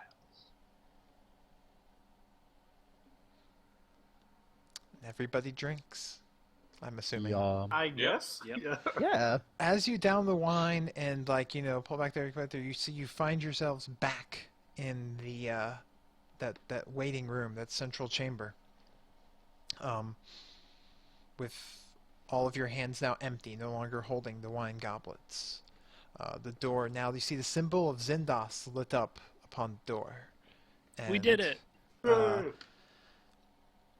A confused looking Tristan still sitting there holding the goblet in her hand, looking kind of confused, uncertain of what this all means for her and what will happen next. I mean, honestly, if you make it out of this living, that's like a super bonus. Yeah, true. You were dead. Hopefully we can patch that up along with Angelica, because that'd be great. I love happy endings. Well, then, what do we do now? Well, Let me check the notes. I'm Grab the- ready to head for another one. I'm grabbing the flask. I'm taking a drink. Just give me a second, because I don't know about you guys, but that winded me a little bit. You wanna do Garako? We can, sure. I thought the plan was to save that for last, but I guess it doesn't matter. Yeah, I say let's do Garako. Alright, you get better be ready though. There's going to be lots of fighting. I mean- If- Well, I mean, we could also just do a Darn for realsies. I don't know. yeah, let's actually do a Darin. yeah, I'm fine with it, Darren. Unless you really feel like shooting something. I do, but I kind of do. Wait, I actually don't have my hammer.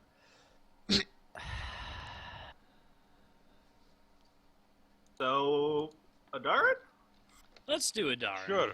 Alright, Darn. let it go.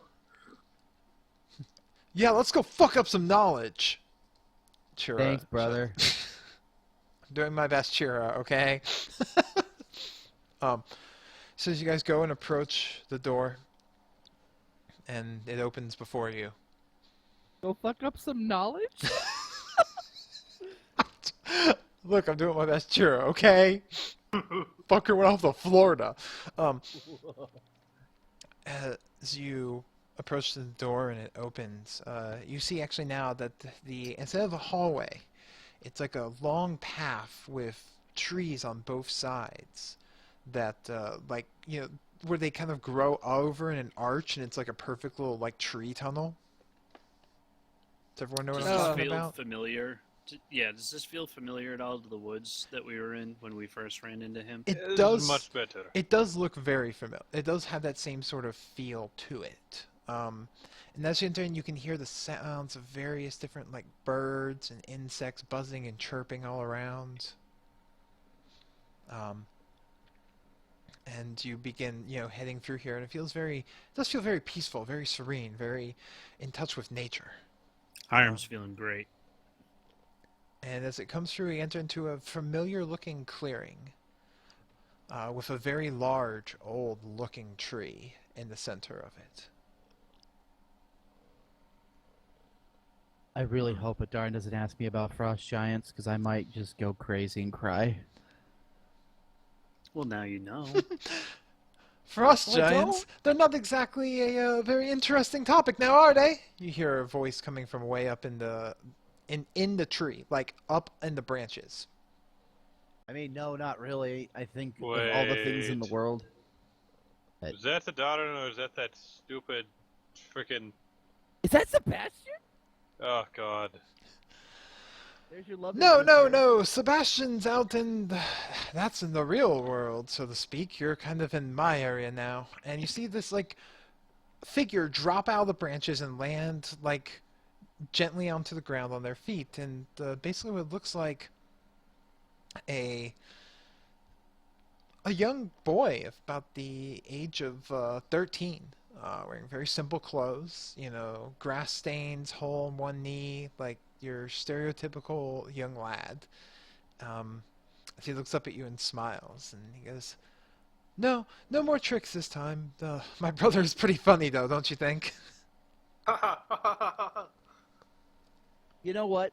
He had me going for a little bit, but then, like, the whole plum thing and the fact that it was like a big stuffy library, it kind of had me questioning a lot of things. That was the point. He's all story, all trick. No.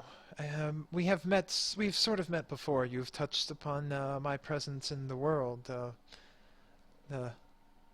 Sort of a repository of my knowledge. I am Adarn. It's a pleasure to meet you. Please sit. Make yourselves comfortable. Yeah, sure. I'll sit down. I sit as well. Me and my Veneris sit as well. Oh god, he's got the Veneris. Yeah, I'll sit. You have been out into the world, into very many interesting and different places now. The things that I value are curiosity, are learning, are seeking out that and finding everything there is, how the world works. What have you learned? Well, we've come here to learn how to gain your blessing. More importantly, the whole resurrection thing, too. Well, yes, obviously, but I want to know what you've learned out in the world. What have you seen? What things have you witnessed? As he pulls out a notepad and like a little book and a quill and ink, and looks to you expectantly. Well, if there's anything I've learned so far, things are very rarely exactly what they've seen. Quite. That's a very valuable lesson to learn. I feel like I'm still learning it today. He shuts the book and says, goes, tell me. And he looks over at Venris. Where does magic come from? Depends on the magic. Does it? Some come from you, the gods. Some come from study. And some comes just from natural talent. No, see, those are different ways that someone accesses it, but all magic comes from the same place, you see.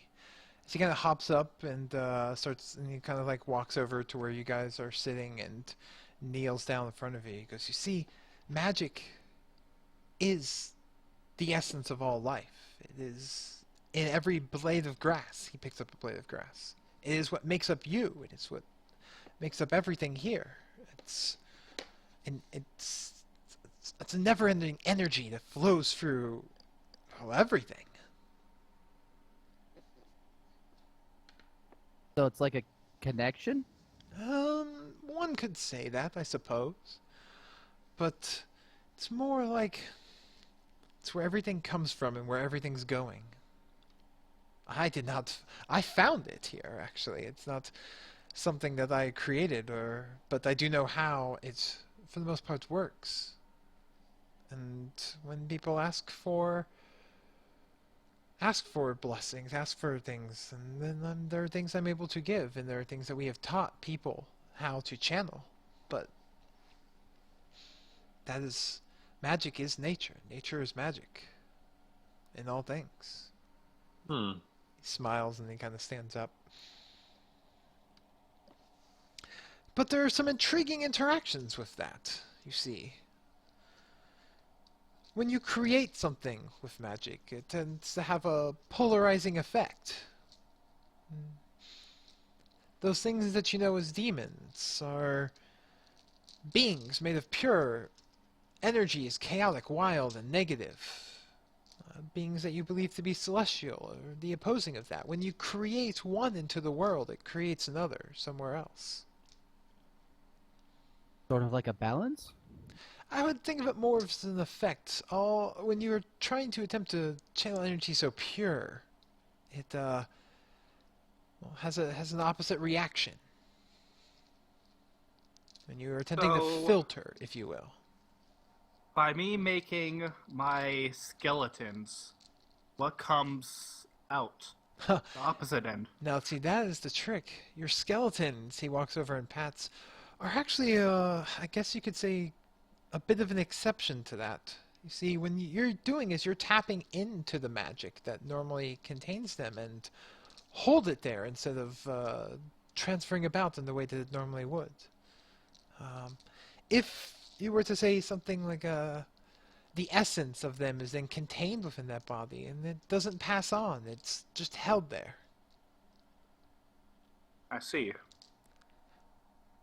So, That bad? well, let us say It's that fine. if something is created in this, it's held in this undead fashion, there's no way for any of us to be able to resurrect them, bring them back, restore their energy to them, for it is held within that form. I told you it was bad, Venrus. I don't regret a single thing. See, that is why one of the most one of the many that seek for immortality find it by trapping their own life essence within something. These liches, I believe you call them. Yeah, they put their soul in a phylactery, I believe, correct? Correct, and that prevents it from moving at the normal flow of energy, if you will. So, then what happens if I were to die? Do I just become a part of this flow as well? Precisely. That is. What is you would then go on to make up other things.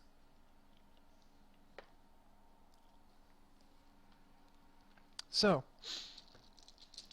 he stands up, knowing all of this, and you're seeking my blessing. What is it you think I value?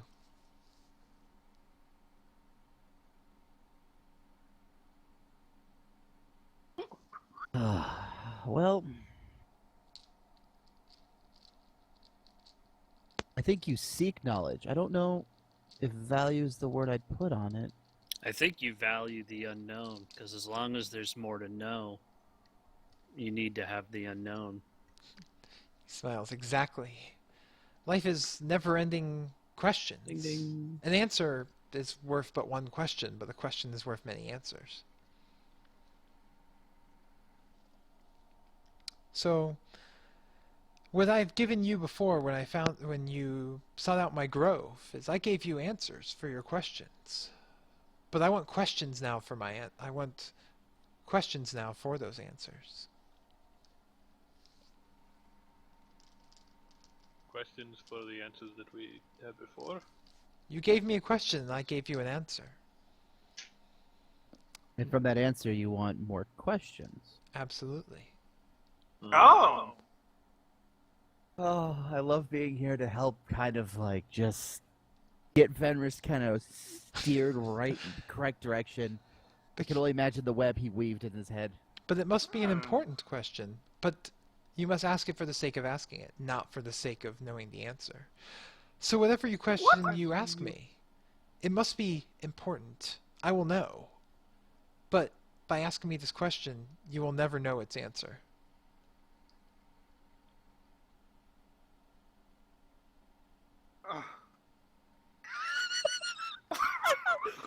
This is killing me. He sits down, cross-legged in the grass, and begins picking at a flower. Can the Philosopher's Stone, which is what I call the thing that you told me, will that bring anybody happiness?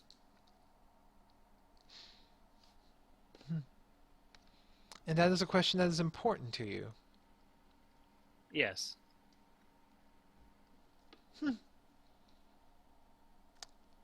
He picks, he's holding up a flower. It's got little 9 things on there.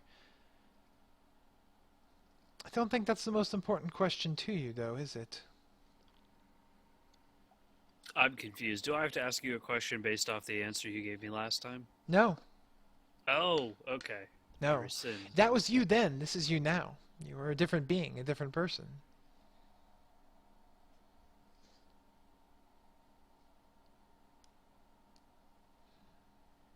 No. You see, what I want from you is your curiosities. That is the challenge that I have for you. I have asked so many questions over my existence, but I always need and want more.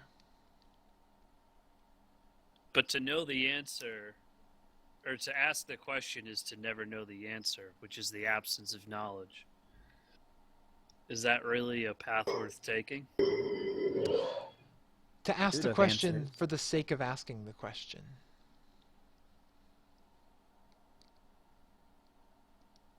This is my price. Must we all answer? Yes. Or ask? Yes. Fuck. I'm trying to remember what I asked. It doesn't have to have anything to do with that. Oh, okay. Yeah. It is a question that is important to you, and you are willing to, for lack of a better term, give it up, or never knowing the answer. Satisfy. I keep forgetting his name. He's Alderaan in my head. Alderaan. Haldoran.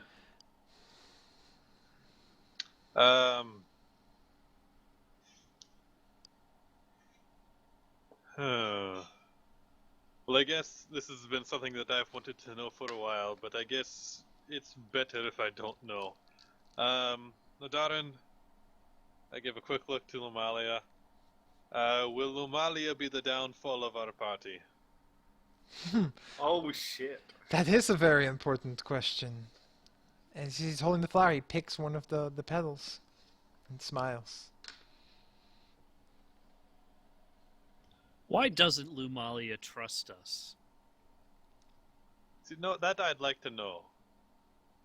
It doesn't matter. It's important. Let's also not make this the things we wish Lumalia would do episode. Let's see. I guess. Was that good enough? I need a question that is important to you.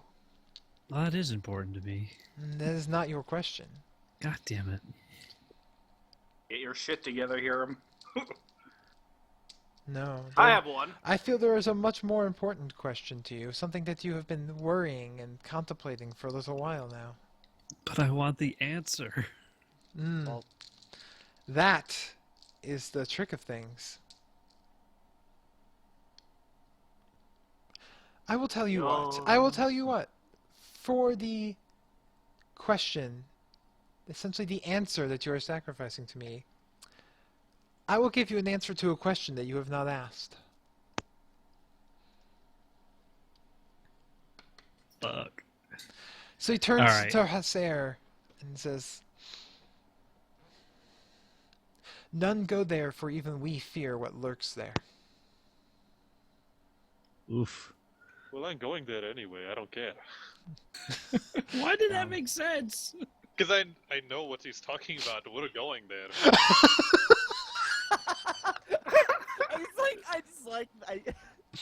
Trust me, Hiron, you want to go there too. All right. All right. So I I swear guess- there's lots of cool stuff over in the other continent. I just need to figure out how to get over there. Okay. there's I need to know, where are my parents?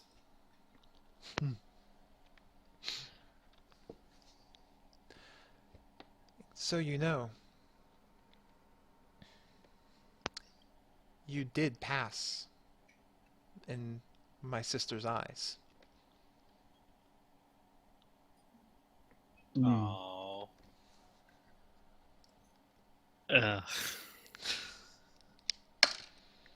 Smiles. I go take a seat. wait, what? I actually got lost on that one.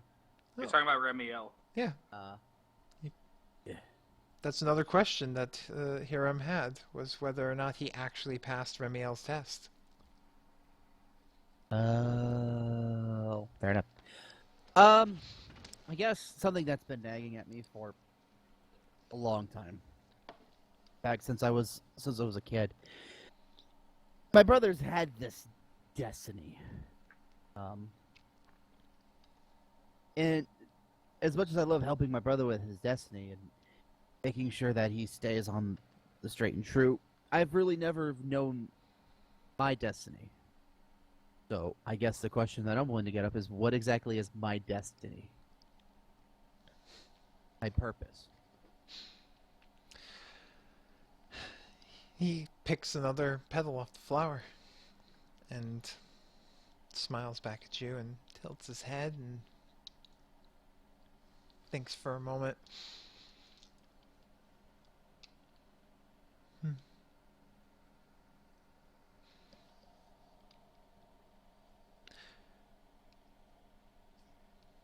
You cannot save them,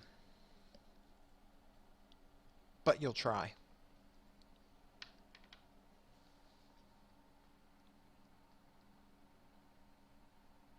Yeah, They're okay. getting serious. Oh yeah. Alright. There's been one question which I've been dreading to know the answer to, but I've been craving to know. What is my father's endgame with all of his scheming and plotting? What is he truly after?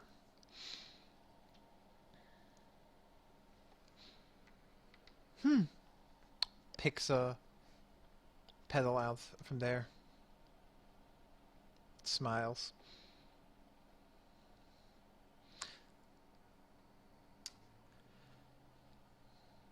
You know he's not actually your father. Boom, Ah. boom, boom. What? Man, his answer's so much more straightforward than mine. So a question that Wait, what? he's you're asking him questions that you will not get the answers to, and in return he's giving you answers to questions Oh, no, you I haven't know. asked yet. I know very well. Who is my father? I go right up to him. That is not the deal. Tell me, I'll do anything. Who is he? He just smiles and How do I resurrect the dragon? Andrew, sit down. Holy I know you have a lot of questions, and I think you misunderstand like the whole purpose of this. So just let Shira and Lamalia and the rest of them go. How do I gain immortality? Oh Keep on getting closer and closer to him. He just looks up at you. I have already answered your questions. That I will Can I answer. use my ring to create like an ethereal hand and just grab him by his ear and pull him back? Yeah, you just a little like ethereal hand just like grabs him and like pinches Venus in the ear and starts pulling him backwards. I'm not satisfied with knowing that. This is not about your satisfaction. Yeah, this was more of a bargain to coax out these questions. Not this isn't our end game. Our end game, remember, is to resurrect Angelica. If this is what is needed to pass from there. I just Who turn my ki- back who- and sit down. Who killed my wife? Nathaniel asks.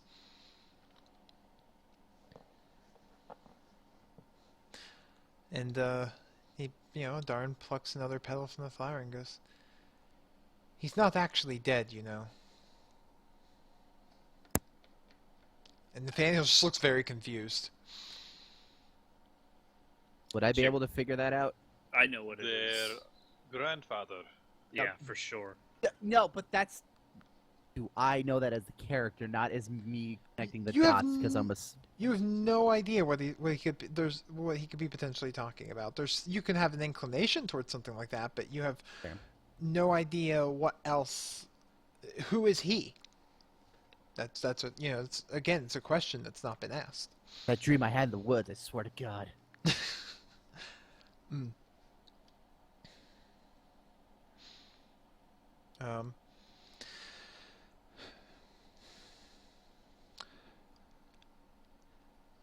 Chira looks and goes, "Am I really destined to marry a god?"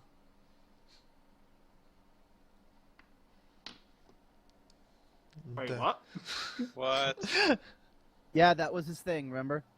Yeah, No. I mean, it wasn't to marry a god. Yes, or a goddess. I don't know. Okay, so if there's something you've noticed about Jira and I is we take something and then we make our translation and we run with it to like the 10th degree. It happens a lot, so that makes sense. Smiles and goes,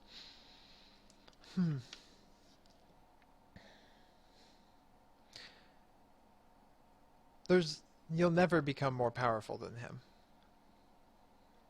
Oh! I just start laughing. That has to piss Chira off. Yeah, he looks very unhappy, and he's also confused because he doesn't quite sure who him is. But fuck him. I Oh, know I who that know who is. he I know is. who that is. I know exactly who he is. No, it's not you. Yeah, it is. No, it's me. It's me, y'all. Tristan looks around, sees Nathaniel and everything, and goes,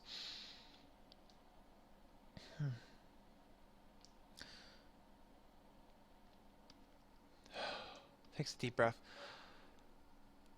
"Who is my mother?" And God smiles and says,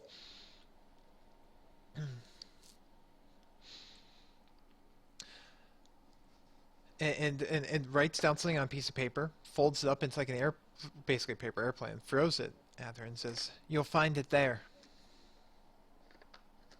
And she looks confused and pockets the paper. Nah. Lumalia goes, "What thoughts did the demon take from my head?" Was that Lumalia? I don't know, I bastardized that Lumalia accent. Yeah, that was more Tristan. Yeah, I'm sorry. I didn't have my headset set up correctly. What thoughts did the demon take from my head? It's smiles and... Oh, jeez. No. What's this?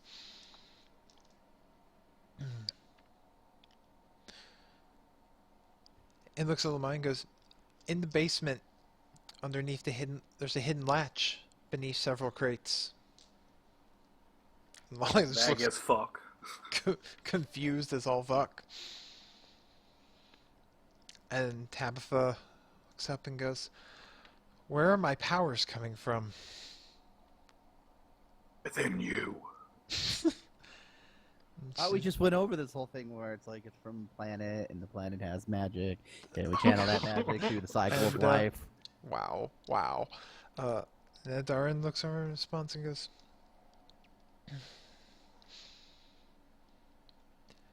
"When you find love, your death will come shortly after." Wow. That's fucked up. Well,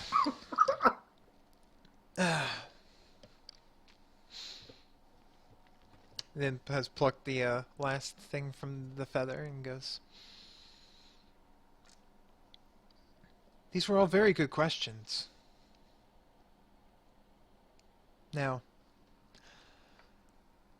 who's going to, who will stay and honor me? Who's...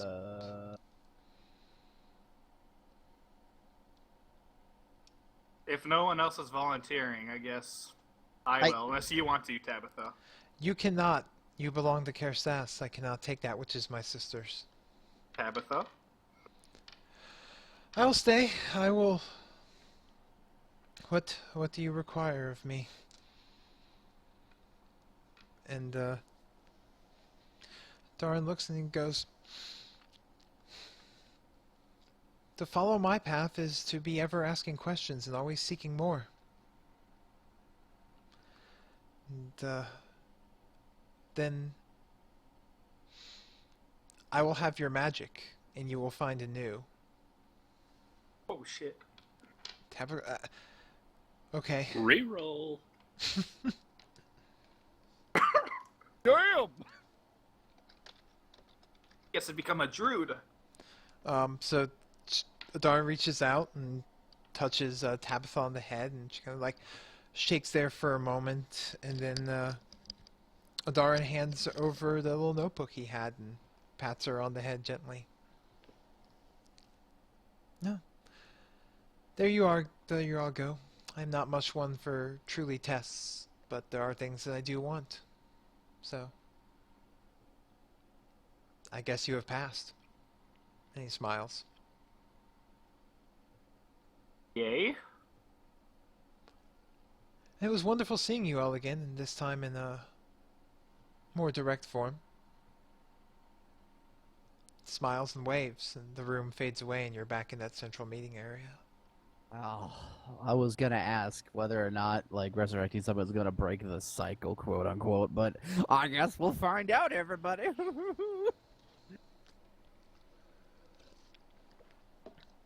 Just perplexed by everything and how Venris's life is a total lie at this point. He's just going to sit down and pretend to nap. Yeah, I don't think we really need to rest before we go to the next one, though, right? No, I don't think so. I'm pretty mentally exhausted. I don't know about y'all. Oh, Can we just take a minute? I mean, we don't need to rest a full day, but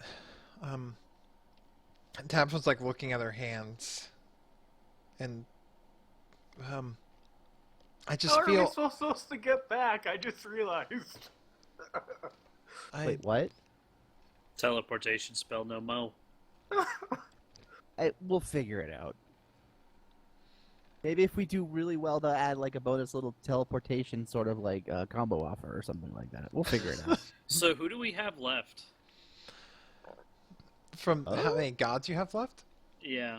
The gods that you have remaining are Garako, are Izari, Igariot, and Suriel. You feel like you guys want to do Suriel? Get all the evil dudes out of the way? I say Suriel laying is on the not floor. evil. Evil's kind of subjective, don't you think? Isn't she the neutral... Oh, I want to know that. Yeah, isn't she the neutral evil god? Lawful evil, Lawful technically, evil. but You don't know that? They don't. Yeah, they don't actually like. They're not really so much evil. Think more like the Greek gods and how it's typically viewed. When I give those descriptors, it's mostly just for like context. But, okay, I thought like there's actually like actual like evil and like good and whatnot. Everyone knew this. No, they all have their place, so to speak. It's a lot more like like I said, like the Greek god pantheon. Okay. I know I really didn't like Kerstas at all. Gave me a bad feeling. Oh, Bad feeling. I loved her. Ugh, you would. Like that, yeah, you would. You would like the super freaking creepy coveted everythings and then make everybody feel really uncomfortable god. Well, which It's god the do you first guys time want? he's gotten a kiss. Give him that, okay? God, you only had to trade his soul for it. Jesus. Just, Among just other give him things. a break. And what was that other thing you traded? Beep. God. Yeah, you all hear me noise. What if we did Igariot? Yeah, sure. Oh, baby, that's gonna be a little rough. Cheers is kind of like rubbing his hands together. It'll be fun. I am literally going to get my ass handed to me because I don't have a weapon. But yeah, sure, let's go nuts. No one said there'd be fighting. Yeah, we never know. Look, when I hear survival of the fittest and death and all that, just. But yeah, we got to get out of the way eventually. Yeah. Garriott, Nathaniel says, kind of just like nodding to himself. All right. Yeah, we got to do it. No sense procrastinating then. Sister, I know you're not feeling well, but if we should do this sooner than later. All right. All right. And, she gets up to you and nods and.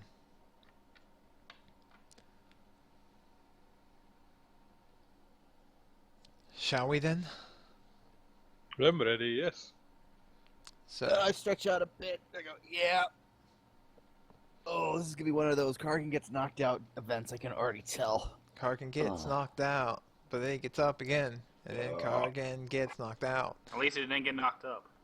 Ayo. Oh.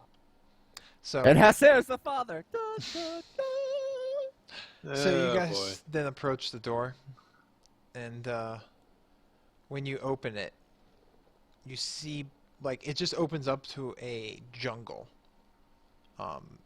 Barely a path before you. Yup. And as you step through the door, you are just you find yourselves completely gone with all of your equipment, but very bare simple clothes. Well done. Do I have my ring that summons Brahm? You do have your ring. All right, I want Kargan, to bring him out. you have your ring as well, and Venrus, you still have the 2 coins. Okay. Hey, thank God Tabitha's got a notepad. Yeah, She can Tabitha's got trust her the notepad, wilderness. and Tristan has her goblet. All right. And everyone kind of looks a bit around confused, and you hear this voice kind of come echoing out through this, like thick jungle. Well. So you've finally chosen to come seek my blessing. Putting so many before me. As if they were more important. Well. Let us see how well you can survive. Show me your worth. Show me your strength. Show me your power. I only care about those that are worth my time.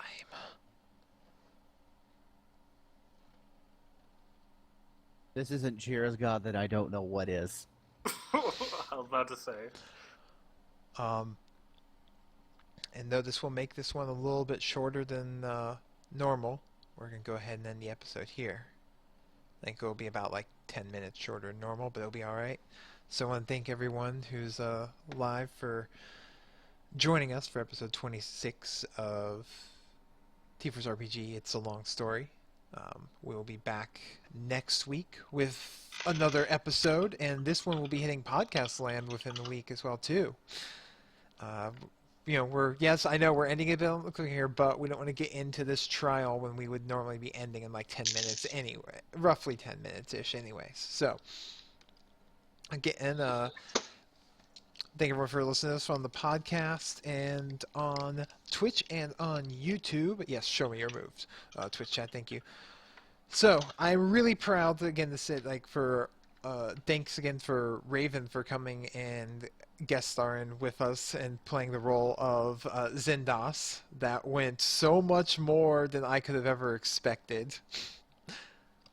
And Said so much more. So much more what? just in general, I don't know. I had no expectation going into that, but and for being our producer and helping us get out and getting caught up on everything, because now we are going to be able to push out content after the stream and not be like 5 episodes behind. So hoorah! That's really fucking awesome. So I certainly enjoyed myself. So, we've got Santana out for a while, so will be no Lumalia for an indefinite while he gets his housing situation again. If you're hearing this, just send them some love over Twitter or something. And if you guys can give us like reviews on Stitcher or iTunes, or if you're not already following T-Force podcast on Twitch, please do. I know that you're used to hearing all content creators go like, share, and subscribe, but really it helps us out. So thanks again, everyone, and that's going to be the end of this episode. We'll see you next week for TForce RPG episode 27. It's a long story. Welcome to the jungle. We're gonna be doing shit. Oh man, that's the name of the episode now. Welcome to the jungle. Thank you. All right, and exporting audio. We're still on the stream in case people have some whatever questions or whatnot, because it's going to be pretty early. So I think I might follow this up with some post-game League of Legumes or something. I love League of Legumes. This new I might be Tarek. on League of Legumes. I don't know. We'll see. New Tarek is pretty absurd. It's pretty outrageous. Truly, it's truly outrageous. Truly outrageous. All right, I'll be back. Yeah. Where's the other elf? Wait, what? The other elf, Leftino? I think he's wondering where Chira is. You're in Florida. Chira's on vacation right now, so I did not expect that. Oh yeah. That fucker's in warm, sunny Florida. Fuck him. Yeah, it's so much. Yeah, he's the worst. I don't know what it'd be like to be in a warm climate in the middle of April. God damn it, Karkin. Spoiler alert, I'm in a warm climate. It's very nice. Yeah. Scumbag half elves. Yes, I didn't know that you were that you were tropical half elves. What's with all this half-elf thing? What did I do wrong? I am a good person. I am a good person, and people like me to at least some degree. Maybe. I don't know. Fairly sure he's just racist against him, so it's nothing against you. It's just your race. Man. Oh, those answers that Darren gave us that have no context. It's the best. Oh, but they're all questions that have been in your mind at one point or another. Oh no, I know. I knew exactly what that was about. Sparky, I have no idea where Chira is in Florida on vacation with his boo. I think it's more safe to say that Chira is her boo. Like, she's in charge of that relationship. Exporting's done. Going. So, all right. I'm gonna Holy shit! What? That spice just went up straight up my nose.